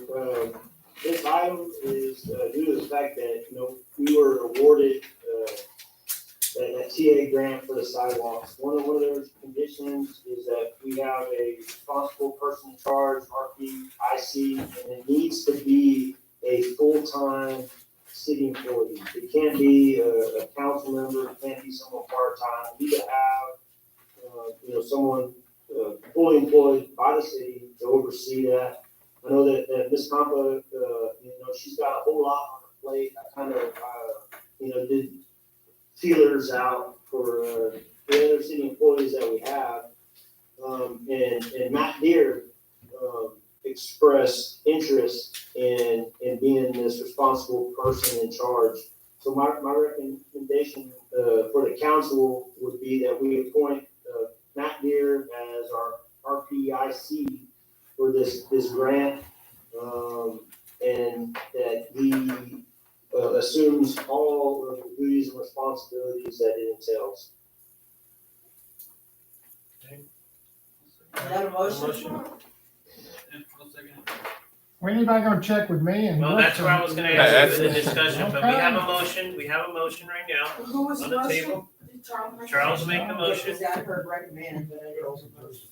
Yeah, Joseph, let me, I will make the motion that we appoint Matt Deere as the RPIC for the sidewalk grant. okay, I got a second with Joseph discussion, so Richie, input? No, yeah, Charles came to me about it, and I said, hey, I mean, he originally asked me if I was interested in something like that, which I don't know, maybe he'd hit his head or something. But, Matt's interested in that kind of stuff, so I talked to Matt, and then when Matt said, we think he can do it, we got Charles. I think it'd be a good idea. Matt, he knows he'll have to juggle, we'll have to juggle around it, maybe require a little overtime, but, it's, I think it'll be, he's capable, and I think it'll be a good learning experience for him. Okay. I think Luke can do it. Well, we'll try. All right, anything else in discussion? No? All those in favor? Aye. Alright. Any opposed? All right, thank you so much, appreciate it. Thanks, Charles, for bringing this up. We definitely need to go ahead and move out and then try to take care of this. Okay, B, informational items to share. Before I go last, anything that folks want to share? Richie, did you want to talk about the school district and the 16th of December bonfire? Oh, yeah, I didn't think about that. The school's gonna have a bonfire on the 16th of December. That's the one that was rescheduled because of weather. That's pending, if we don't have any kind of What's the issues. bonfire for? I guess to get rid of the pile of wood up there. Yeah. It was an original homecoming. Yeah. So just kind of delayed it. Now they got the wood there, so they gotta do something with it. So it'll be the 16th. I've got to issue get that permit to him tomorrow, but, if there's any complications with wind, then it'll get, we might have to put it off, but that's what we're anticipating. That's about all I know about it though, but it's Wednesday, Thursday night. Cassandra, anything you need to pass on to us? Nothing else? Skip? Nothing at all? Okay. All right, council? Anything you need to pass on? Josie? Well, I guess y'all heard me earlier when I said it was Virginia and Medina had submitted a week's notice. I did kind of talk her out of it, telling her things were gonna get better when we got the position filled. Paula got situated into the assistant role and the finance director came in, but she just didn't feel she could take much more, so I'm hoping that she's gonna talk to her husband this evening and maybe she'll reconsider, but right now, her last day will be the 22nd, because we've got the holidays in. So we'll keep you informed, okay? David, make sure you're involved as liaison. I will tell you, it's a blow, because she's been my right arm for 21 years. So we will She was take gonna it. teach Paula a lot of the stuff, so. That's my blow. So there's more to come on that, but just so everybody be informed of what's going on, so there'll be a few dynamics on there. Okay, a few things that I do want to go ahead and pass on is some of the projects. Just a reminder, the Textile Frontage Road project. This is along I-35. That construction is supposed to be starting in January. So please let folks pass the word around, let people know that be prepared.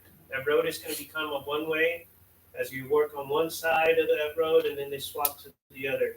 The project is supposed to be 200 days long. So we need to make sure that our residents are aware that it's going to take a little bit of extra time. You're gonna widen it? They're going to widen them and they're going to put sidewalks. So just on the south side of 35? Both sides Both of sides. 35. So from 2790 all the way to 3175 on both sides, they're gonna go ahead and do that. So we're gonna get sidewalks on the side that is on the business side, not on the inside, from what I understand. They're gonna widen the roads. Are you gonna have to move your utilities? We marked them today. They've been working on this for about 3 years. They know where Yeah. they potholed everything a couple of years ago. They know where everything's at. But if we have to move it, it's at our expense. Yeah. That's right. Okay, still haven't heard anything about the truck stop or 3175? As far as I know, they're pushing the plans through up to the state level. I think that was the last discussion for them. They came up with a solution based on the entrances. I know eventually it's gonna come back to us. They're gonna need to present the plans to go with that. What is So, this, the 3175 truck stop? yes, that particular one. Red lights under the bridge. New lights, Red lights. red lights, they have not said that they're gonna put, lighting in that area as of yet. Because, it's just stop signs now, and you got a bunch of traffic. Tom, how far are we along on the annexation process for that? We're looking at annexing 1 acre, something like I that. don't know exactly how much, it's the back part of that property. So, How far along are we on We that? can get it done real quick. But not before the end of the year. You wanna get it done before? No, there's no, I mean, we're trying to rush everything before the end of the year, before you know it, we're gonna go nuts. I don't think we need it before the end of the year. No, I don't think so. Their plat still hasn't been Submitted. care of. Yeah. They're Well, I think working they out were working, details. I think they were working, with TechStop. Yeah, they were Because trying to iron out they the get deal with the- we will get, once it goes through the state, they'll get their input. There might be some lights, it might be changing, so we'll find out, see what the final version is gonna be. It will come to the council. Go ahead and do that, but please prepare folks, because it is gonna add some extra time on that. The school district has been already mentioned. Yes, Charles? Thanks, Mayor. I have one more thing to add for the informational items. I was able to sit in on that Zoom conference that Congressman Cuellar's office held about the new infrastructure bill. This kind of ties into what we're going to be talking about when it comes to grants, but there's going to be a lot of money available here in the next couple of years for rural communities such as ourselves. So we really need to find somebody focused on that, and whether there's somebody dedicated full time to the city or someone who specializes in small communities. I think it's going to be to our best benefit, because there's going to be quite a bit of money. The fact that Lyle sits on I-35 is going to play out well for us, simply because the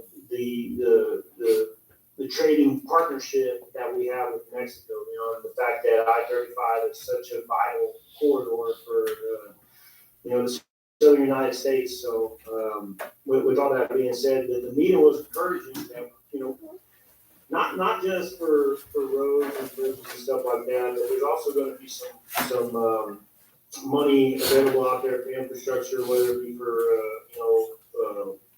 water systems or sewage systems.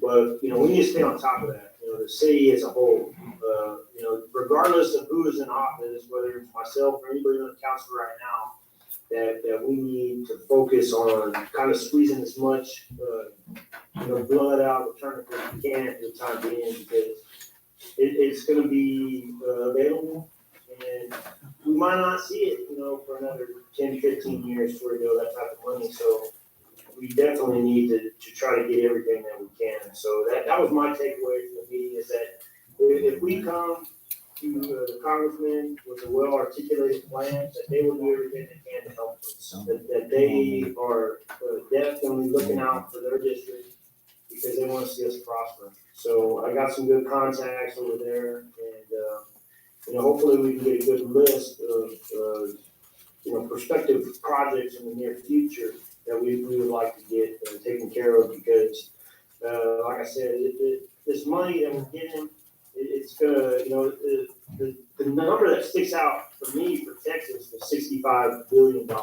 And know that the total infrastructure bill was considerably more than that, but Texas in particular, we're looking at 65 billion. So even if we get $1 million or two, I think it's gonna help us a long way in addressing the projects that we need to get knocked out in the next couple of years. Yep, that's correct, that's correct. And the only thing I can add to that is just, we gotta take advantage while we're below the 5,000 population threshold. So kind of keep that in mind. Thanks, Charles, appreciate that. Other projects to take into consideration is already mentioned with the city hall in the front. So kind of, we'll have that in preparation happening this summer, but that was mentioned in that meeting that we had. And also the other thing that came out of the meeting was, I know Tom is working on our agreement that we have with TxDOT. We have an old agreement that now they came up with a revised template that they're using for all the communities. So it's all an opportunity to go ahead and either approve it or, I mean, Tom, what did you kind of sense out of that meeting? What the agreement that we have with them right now, we don't have any duties to maintain any of the state right of ways. Now they're gonna want us to mow and take care of some of the state right of ways. They said this was not a priority thing for them. It was sent down by Austin. They said that once you guys approve it, then we can check a box and it'll make the people in Austin happy. So there's no big rush on that, but, I don't think it's really gonna change in practice what they've been doing for all these many years, If you guys remember, they were saying, like this little footbridge over here across the creek down by the old post office. We still don't know who put that in. Josie hasn't been able to check the records, but, I don't know how that happened. They don't know how it happened. But remember we were talking about widening that culvert there. And they went back and checked the records and said, well, it's not your responsibility, it's fine. But anyways, that's where we are. It doesn't seem like it's going to, in practice, it's not going to have a big effect on us. So They changed some of the verbiage in there just to include a little bit of like sustaining out of our resources. But just for your awareness, we got that in our horizon and making sure that we take care of that portion of it. Other things to pass on. Hey, if you haven't been keeping up with the boys basketball team, they're ranked 15 in state based on their category. So please, go out there and support them if you have a chance. COVID clinic went well, started a little bit slow. We got a lot of people that actually showed up with that. They have reached out to Josie and myself and asked about trying to schedule another one. So we'll probably need to go ahead and probably put something out there to go ahead and do that. I do want to pass on that numbers around the area have gone up. So kind of be sensitive about that around this area. Wanted to take the time to go ahead and say thanks to City Hall for keeping things going with the special projects. There was a few things that we've been dealing with here in the last month, along with vacations. There was time that the girls somebody was out over a period of time. So really appreciate you guys stepping up and helping out with that. So please pass that on to everybody, Josie. Public Works, thank you for all the miscellaneous things. You worked your magic, us being able to go for that training and at the same time be able to take care of the water meters and everything. And here recently, I just want to let you know, I got a lot on Facebook, people saying thanks to pass on to you, along with some phone calls for fixing a lot of potholes around the streets. So people notice when you guys are doing that, so we really appreciate that. Public Works and City Hall, along with some of our Santa volunteers, thanks for all the Christmas decorations. Kudos all the way around. That actually just created the right atmosphere for our hayride. I think it was very efficient. I know Richie and I talked about this. I think it worked out really good. Josie, I know you put a lot of heart and soul into this, making sure things were lined up correctly. So thank you for doing that. And please thank your Santa volunteers too, because you did have that. For the hayride, we had from the schools, the folks who are helping out the VFW. Couldn't have asked anything better. Just kudos all the way around with folks coming back for that. And I think we just have a few little lessons learned for next time. But it worked out really good. Lastly, and right before we finish up, is I do ask of you some special prayers. We do have some small communities just like us. When you look at the population up in Kentucky, up in Illinois, some of the Midwest, Please keep them in mind, keep them in their prayers. I can't even, some of the populations just like Lido. Just to think of what they're going through, and you see it on TV and everything else, it's definitely, it just hits you hard. Please reflect, please remember them, keep them in your prayers, because I know they're gonna need a lot as they're actually going through this. And oh, by the way, we're getting into electronics. So that even throws a curveball that goes along with that. Unless anybody else has anything else, I just want to say Merry Christmas and Happy Holidays to everybody. I hope everybody enjoys. I know we're gonna have a meeting, we're gonna get together, but in case somebody is not here or something comes up, I didn't want to miss out the opportunity to go ahead and have that. It is 10:06 right now. If I can have a motion, second. Okay, all those in favor? Thank you. Appreciate it. Get out of the way. Thank you.